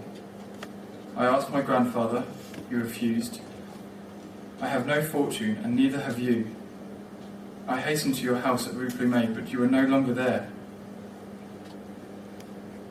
You know the promise that I gave to you. I shall keep it. It is likely that by the time you read this, I shall have died with my comrades on the barricade. Please know that I love you, Cosette.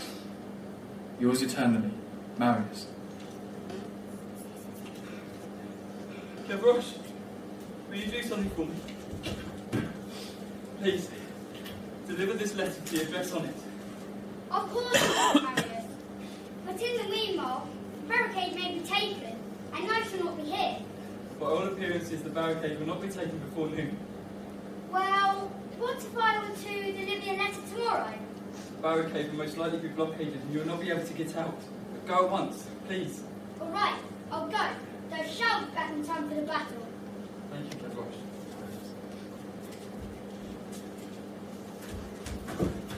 We must add to our number here to hold our ground. Courfeyrac, you and I will go and see if we can drum up support. Marius, Combeferre, Grantaire, stay here. Keep the watch.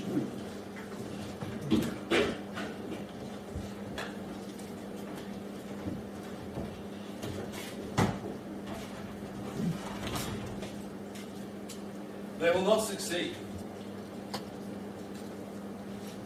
People are afraid.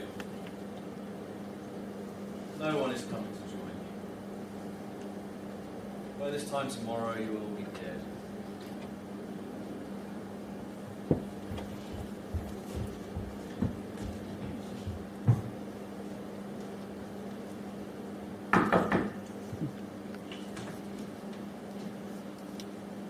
Yes, Matt? What can I do for you? Well, since you are, I am a little hungry. Here, lad. This should feed you for a week. Most generous, sir.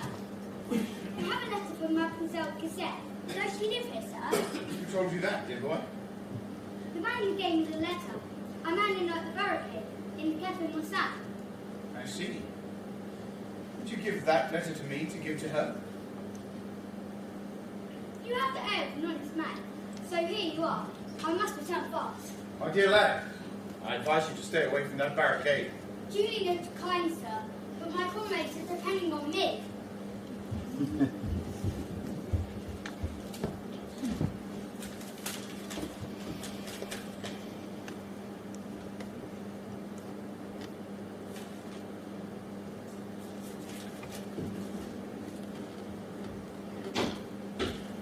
Men, we are back. Where is Marius? There was a small skirmish whilst you were away. He's in the cafe attending to a pleasure. Very well. What about the people? We could rally no more of the people to arms. No one will open their door to us.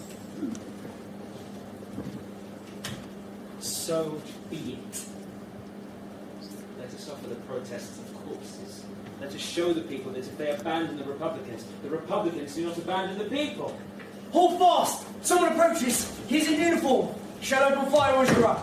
He is in uniform, but appears to be unarmed. A messenger, perhaps. Messenger or not, take aim! He's holding up his hands. Hold your fire. Allow him through. What is your business with us? Are you in the King's army? Gentlemen, I wore the uniform coat in order to pass through to you unchallenged, but I am no soldier. Do not seek to spy on us, sir. We already have one of their number who sought to do so. I knew you would need some proof.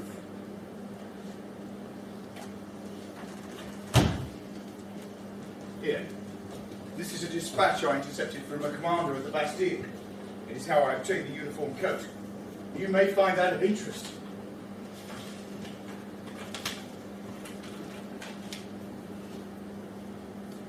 Do you believe this? What's not to believe? This is a genuine communication from your enemy that is not an hour old. I will stay and fight with you, if you will permit me. You are welcome, citizen.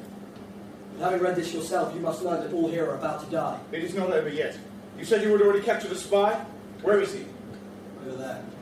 Bonjour, there's activity ahead. I hear a sound of rolling thunder approaching. That thunder heralds the arrival of the cannoneers.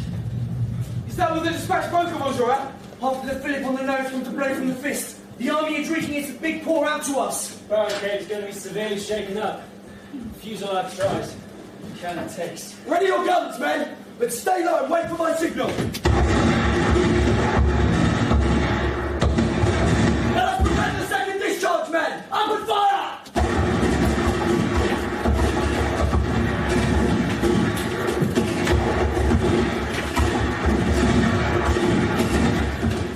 Citizen! You hit the captain of the gun in his leg! Good shooting, citizen. Enemy sniper or scout, whichever.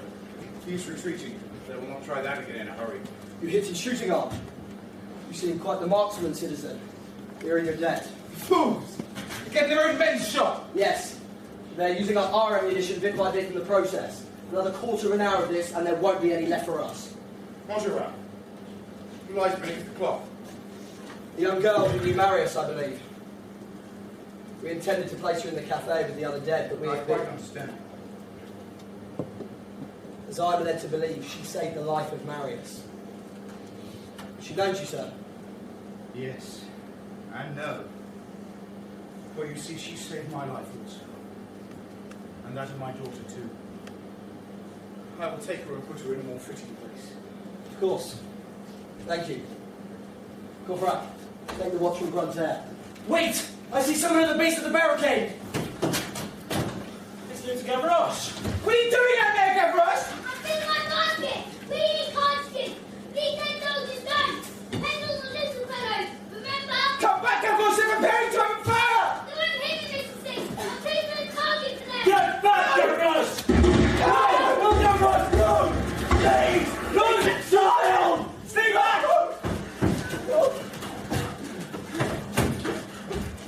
His grand little soul has taken his life. A heart of steel, brave to the last. Comrades, his death will not be in vain.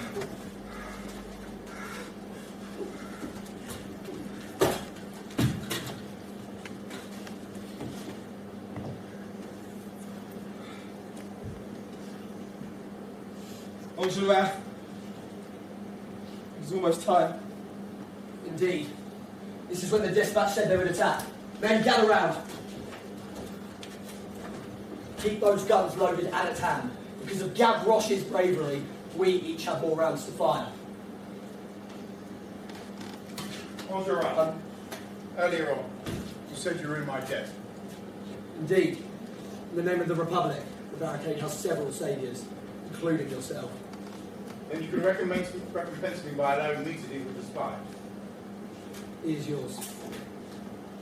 Men, take your positions.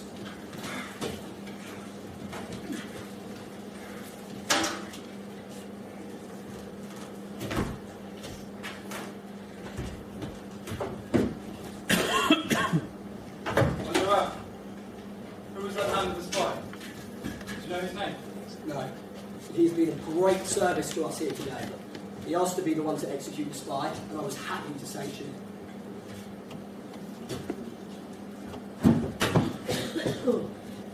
Take your revenge, 24601.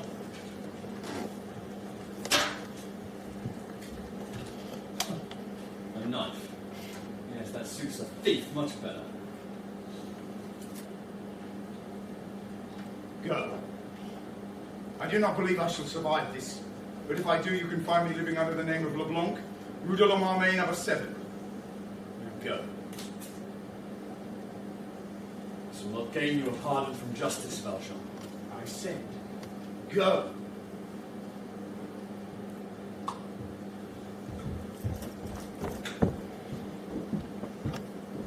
Men, we must steel ourselves. The whole army of Paris is ready to strike. A third of that army and the National Guard is bearing down upon all of the barricades. Within 1 hour, we will be attacked. It is my honour to call you my friends. Marius, it is time, and they will soon launch their offensive. Tell me, are you with us, brother? I am with you. Fetch a weapon and take your post on the barricade. It's done.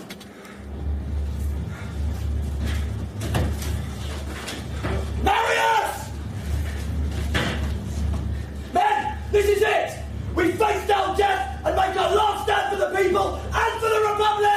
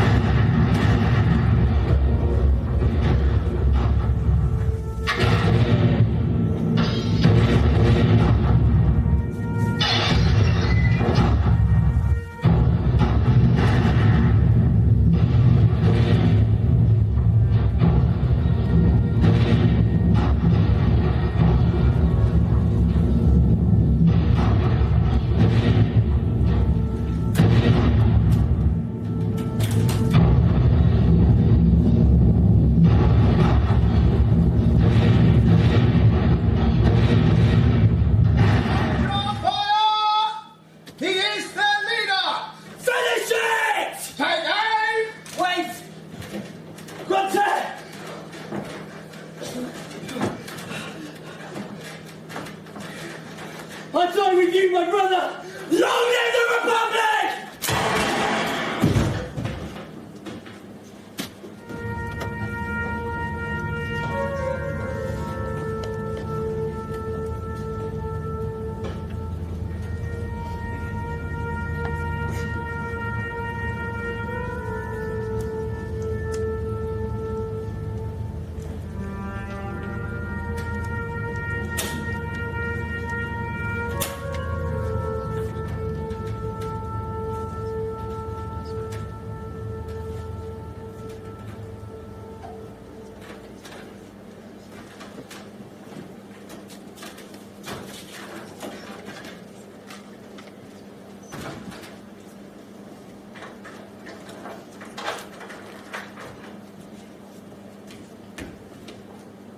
Come along.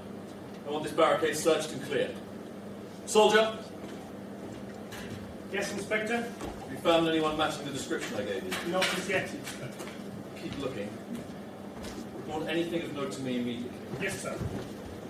On second thought, send for me when the dead from this barricade are lined up in the cafe.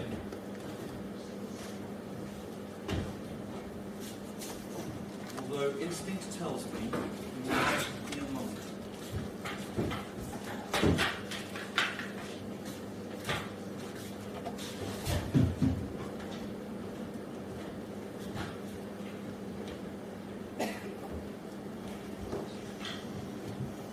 Indeed, there was nothing of any interest there to be found. So many wasted lives, the bodies of young men, some shredded by bullets, others obliterated by cannon. Insurrection had been put down. Total casualties casualties in the uprising numbered over 800. The Army and the National Guard had a total of 73 killed, 344 injured. On the insurgent side, 93 were killed and 291 were wounded. The forces of the insurrection were spent. After the dust settled, the government portrayed the rebels as an extremist minority.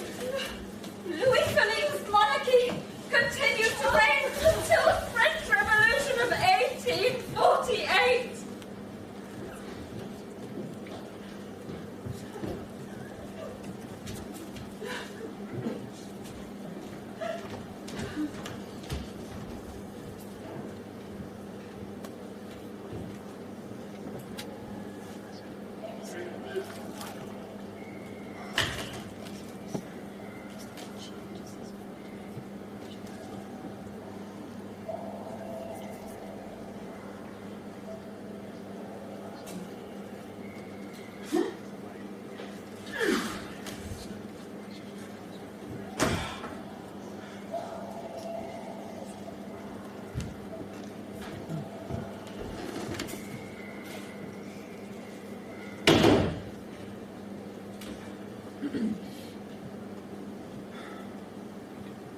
So our paths cross again, 24601.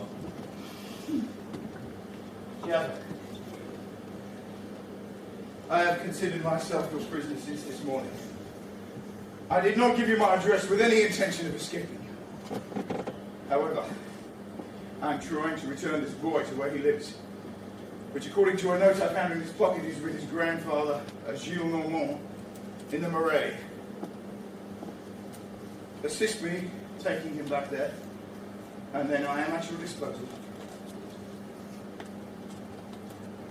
Show me the notes.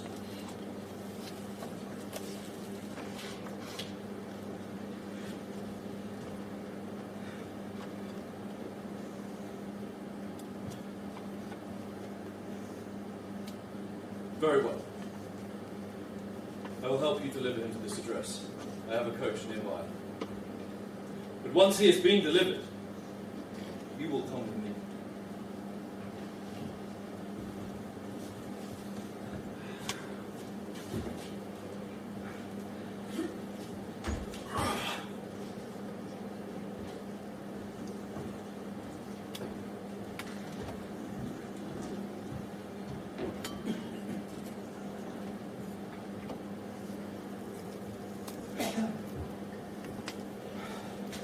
Your name is Gilles Normand, correct? Yes, Inspector, but Your grandson is brought back. He was killed at the barricades. I've placed the body in your library. Man was killed at the barricade, but surely you're mistaken, Inspector. I am convinced of it. We may, of course, call for a physician for an expert opinion. Thank you for returning him to us, Inspector.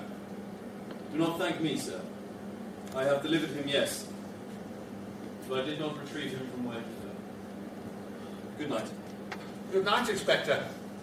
Lance, send for my physician immediately.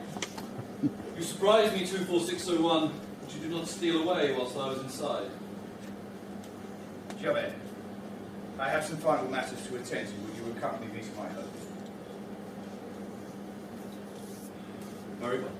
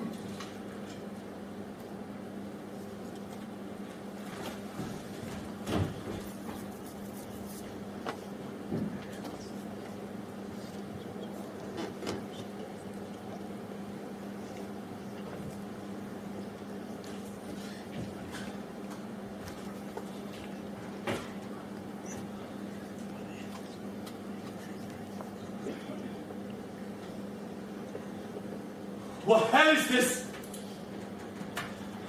My head has lost its transparency.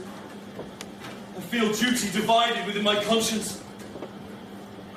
By pure good fortune, I encountered Valjean as he emerged from the sewer.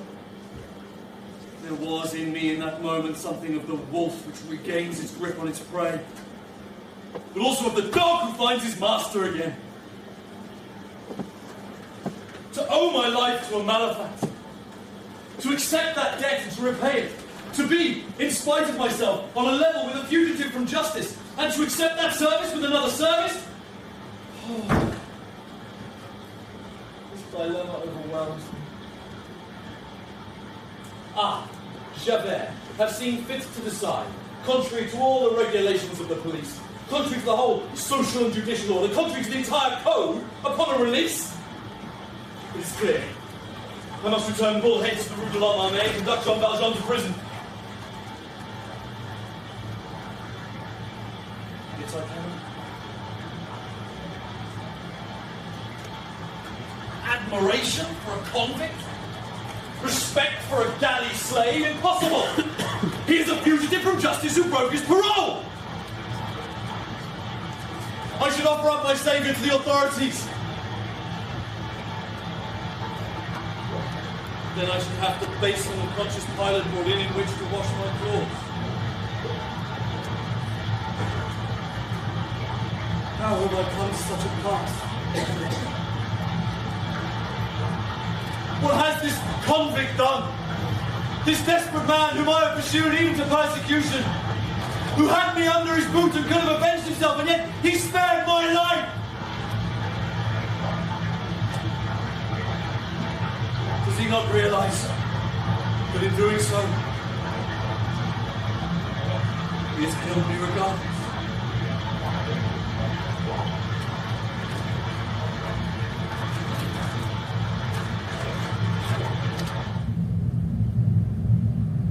All is black. There is no other path.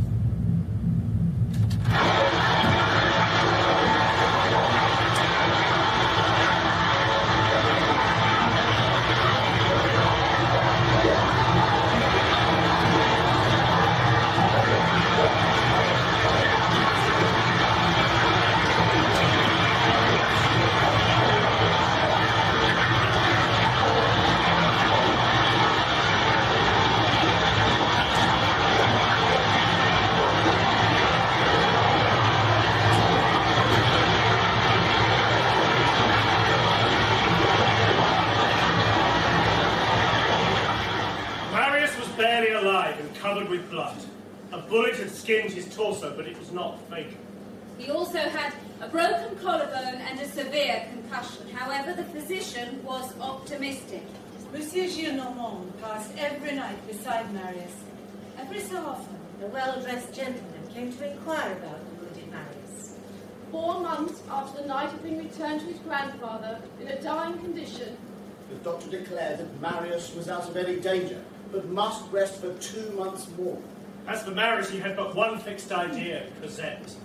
And when the fever and delirium had left him, he did not pronounce her name again. He did not know what had become of Cosette. The whole affair of the barricade was a dark cloud in his memory.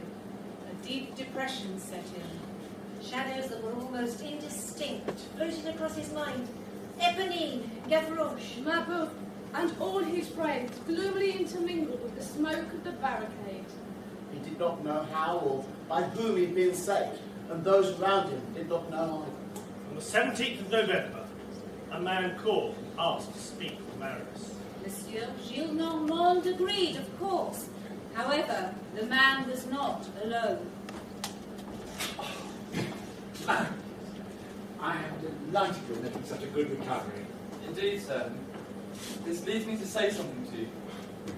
And what is it? If I can find her, I wish to marry. Agreed. You shall have your heart's desire. Really, sir? Yes. You shall have that pretty little girl of yours. She comes to me every day in the shape of a respectable gentleman to ask after you. He tells me that ever since you were wounded, she's done naught but weep. But I thought that... Reckoned on a bickering. Didn't expect to find your grandfather as foolish as you yourself, did you, my boy? She's adorable. She's a jewel, and she adores you. Was that? So be it. Love, so be it. Be happy, my well-beloved boy. Father, thank you. His mouth is unstopped at last. He has said father to me. But, Father, now that I'm quite well, might I see her? That has already been put in motion, my boy. Ah. I will leave you two to your deliberations.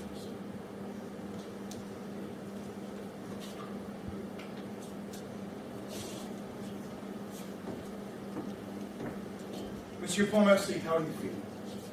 I'm almost fully healed, thank you, sir. I am most pleased to hear that. I understand you were seriously injured in the barricade. I believe you lost many comrades in the fighting. For that I am truly sorry. Thank you, sir. Monsieur Pontmercy, I shall delay you no further in telling you my purpose here today. We must speak of a person whom we both know very well. You must understand, this person has explained all to me. She has told me of your courtship in the weeks leading up to the insurrection, and of your wish to keep the affair a secret from me. But have no fear. If your intentions are true, of which I have little doubt, then you have my blessing. You speak of Cosette, sir? Yes, I speak of Cosette. Forgive me, we did not meet. No more words. You have suffered quite enough. And as for Cosette, well, let us say I am most anxious to see her smile again. Cosette! Marius! Marius! Oh, I thought I would never see you again. As did I. How did you find me here? My father searched exhaustively, made inquiries, and eventually traced you here. My eternal thanks to you, sir. How can I ever repay you? You already have, my dear boy. Thank you. Oh. I shall leave you two to your day. I am sure you have much to discuss. Good day to you, sir. And thank you again.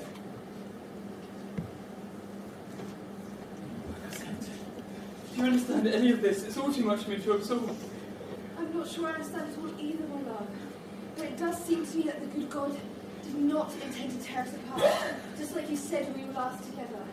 On the 16th of February, 1833, Marius and Cosette were married. Day was full of celebration and splendour, and Cosette was once again deliriously happy. As was Marius, whose relationship with his grandfather was now better than ever before. He still suffered with dark dreams, in which his dead friends appeared to him. But he was comforted by the belief that they had emerged from that dark cloud of events with their love intact. Before the wedding, Jean Valjean gave Marius 600,000 francs as Cosette's dowry, and told Marius and Cosette that he had injured his right hand in an accident, had to wear a sling. Meaning that he couldn't sign the marriage documents. Monsieur Jules Normand had to sign it instead. There was a very good reason for this. And then Jean Valjean sank into a deep contemplation. Should he impose his time in the galleys on those two young children? Or should he remain silent? On the one hand lay the sacrifice of Cosette, whom he thought, if she knew the truth, would disown him. On the other, lay that of himself if he remained silent. At what decision should he arrive? Father, Cosette is asleep, but how glad I am to see you. You must know that Cosette wants you to come and live here with us. She plans to lead us all by the nose, I warn you. Cosette... Marius! There is something I must tell you. Something you should know.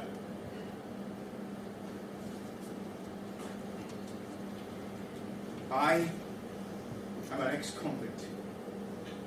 What? I invented the injury to my hand so that I might not introduce a flaw into the marriage documents. I am an ex-convict who spent 19 years in the galleys at Toulon.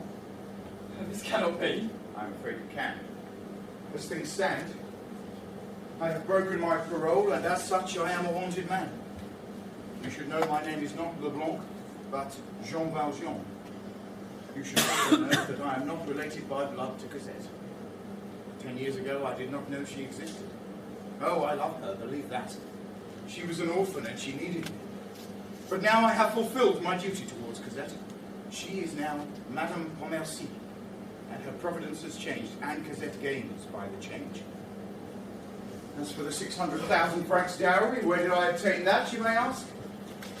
let us just say that is the fortune owed, made by an honest, hard-working glass factory owner. But why tell me all this? Who forces you to do so? You could have kept your secret to yourself. You were neither denounced, nor tracked, nor pursued. Clearly there is something more. What is your motive? The motive is honesty.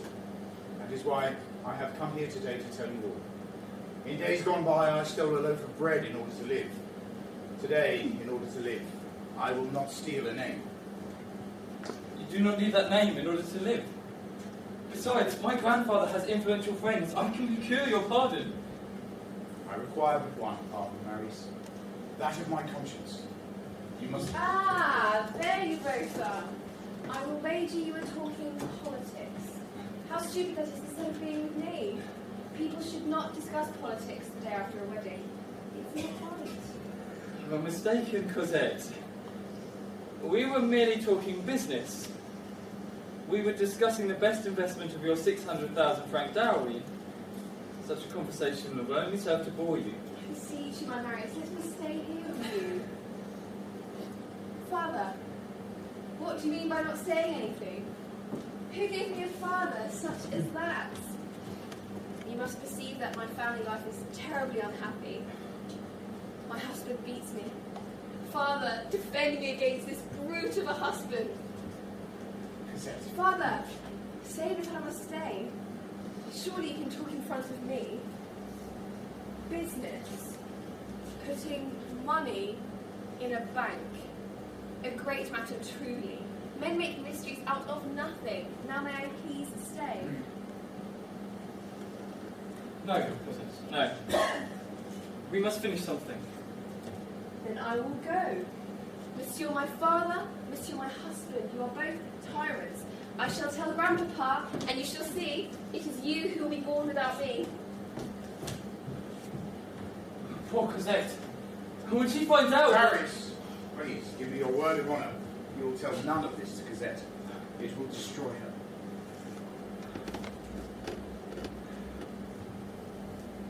Though it is hard for me to accept, be at your ease. I shall keep your secret for myself alone. Thank you, Marius. If you do not disapprove of it, I shall come and visit Cosette from time to time. I will not come often. When I do, I shall not remain long. Please, put yourself in my place. I have little left but that. You may come whenever you wish, sir. And Cosette will be waiting for you. Thank you. Life went on, and Marius stayed true to his word. Despite Cosette's constant protestations, Jean Valjean refused to leave his abode to live with them. As time went by, His visits became less frequent. Without Cosette, Jean Valjean began to fade. As if purpose was leaving him piece by piece. One day, after 5 days without a visit or a letter, Marius and Cosette called on him in his abode in the Rue de la Marthe, but he was nowhere to be found. Portress of his house said he seemed like a man who had lost somebody dear to him. people die at that, she said. 2 days ago, he simply disappeared. All he had taken with him were 2 candlesticks, a journal, and young Cosette's little dress. Cosette was inconsolable.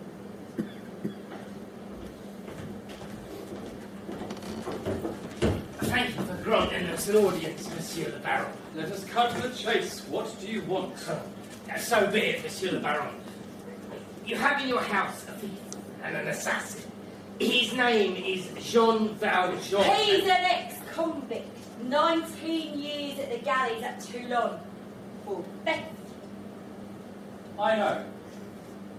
Just as I know your name, Thénardier. You're also John Dress, Fabantou, John Flop, Don Alvarez the Spaniard, and you also, Mistress Balazar. Mistress what? And you kept a pothouse at Montfermeil. Pothouse? Never, not us. You see, I have obtained information of my own also. Jean Valjean is, as you say, an assassin and a thief. A thief because he stole from a wealthy manufacturer, and Monsieur Madeleine, whose ruin he brought about. And an assassin because he assassinated police agent Javert. Monsieur le Baron, We are on the wrong track. It was Jean Valjean himself who was Madeleine, and he did not assassinate Javert because the person who killed Javert was, well, Javert. What was you trying to say? Javert committed suicide. Look, Police Agent Javert found drowned under Pont Neuf. I speak to you because I have printed proof. 2 proofs, 2 facts. And this unhappy wretch is an admirable man.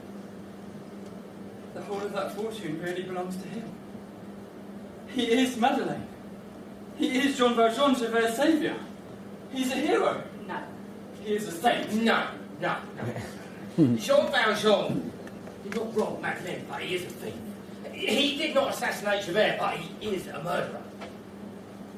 Monsieur, what I have to reveal to you is known to no man. But it can be yours for only 10, 15,000 francs.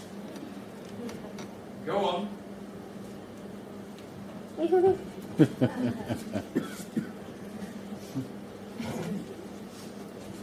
the 6th of June, 1832, on the day of the insurrection, a man in the main Paris sewer passed another carrying a corpse upon his back. The man said, "You see what I have? I need to get out. You have a key. Give it to me." Oh, the convict was a man of great strength. He was not to be refused. The man contrived, without the assassin perceiving it, to cut a piece of the assassinated man's coat, a document for future conviction. You understand? Now, the man carrying the corpse was Jean Valjean. The man with the key is talking to you now. And the piece of coat. The piece of coat!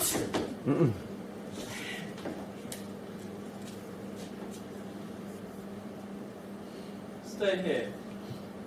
I'll be back presently. I think he believes us, wife. He's got to get more money. You could be right after a lesson. Monsieur le Baron, I am convinced that the young man was myself. And here is the coat. Well, I'll struggle a heap. You're an infamous wretch and a liar. I know enough about the pair of you to send you to the galleys, and even further if I choose. Here are 15,000 francs. Villain, take it and leave. However, I will give a further 15,000 francs if you can tell me where Jean Valjean is now. You might try the Rue Valet, Church Saint-Jacques. Now disappear. Go and get yourselves hung elsewhere. Thank you. Thank you, Monsieur.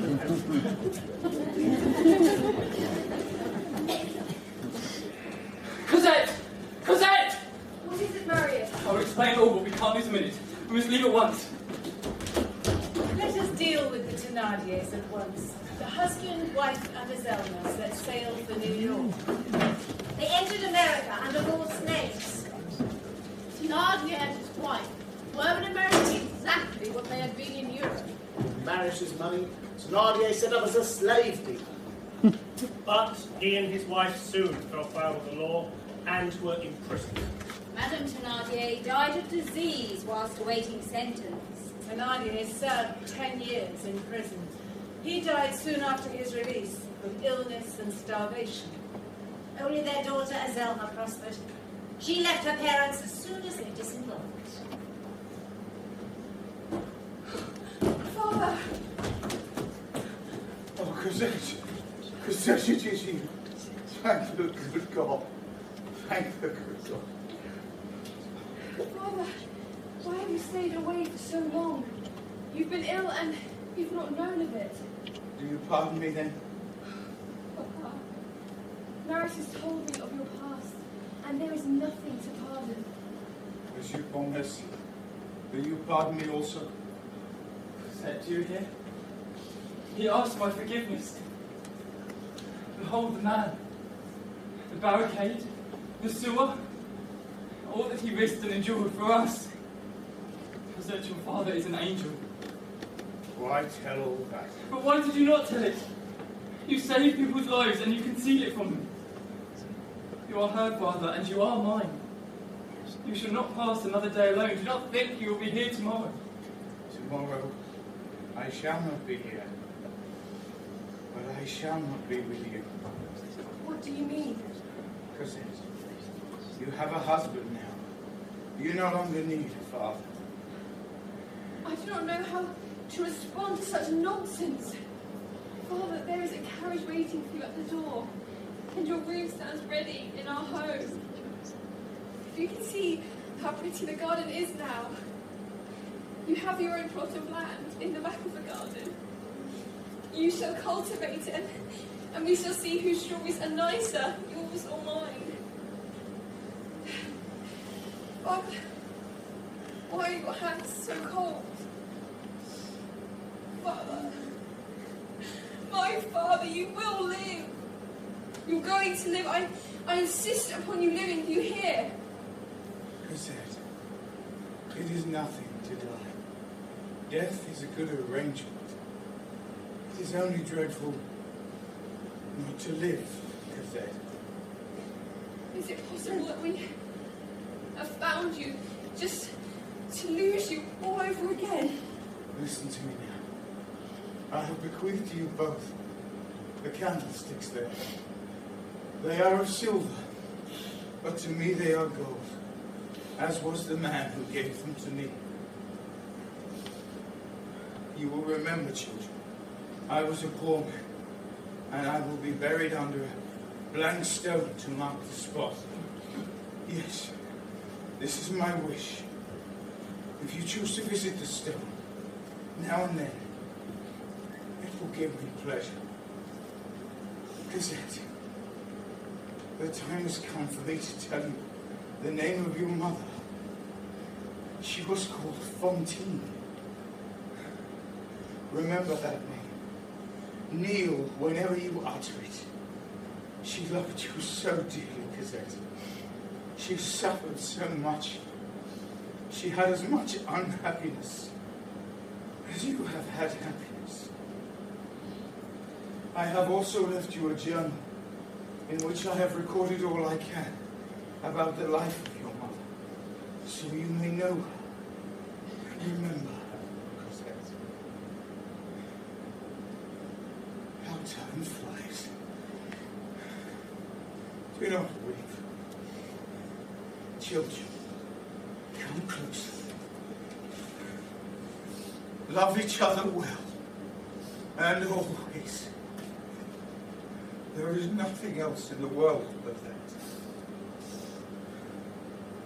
Love for each other.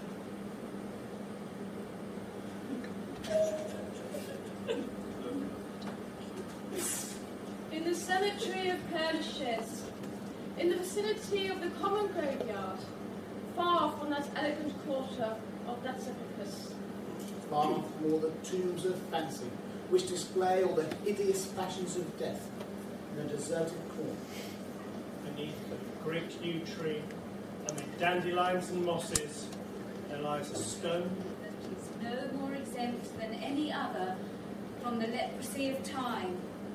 The water turns it green, The air blackens it. The stone is perfectly plain, and in cutting it, the only thought was To make it long enough to cover a man. No name is to be read there. Many years ago, A hand wrote upon it these 4 lines. That have become gradually illegible, which are today probably effaced. he sleeps. Though his fate was very strange, he lived. He died when he had no longer his angel. the thing came to pass simply, of itself. as night comes and the day is gone.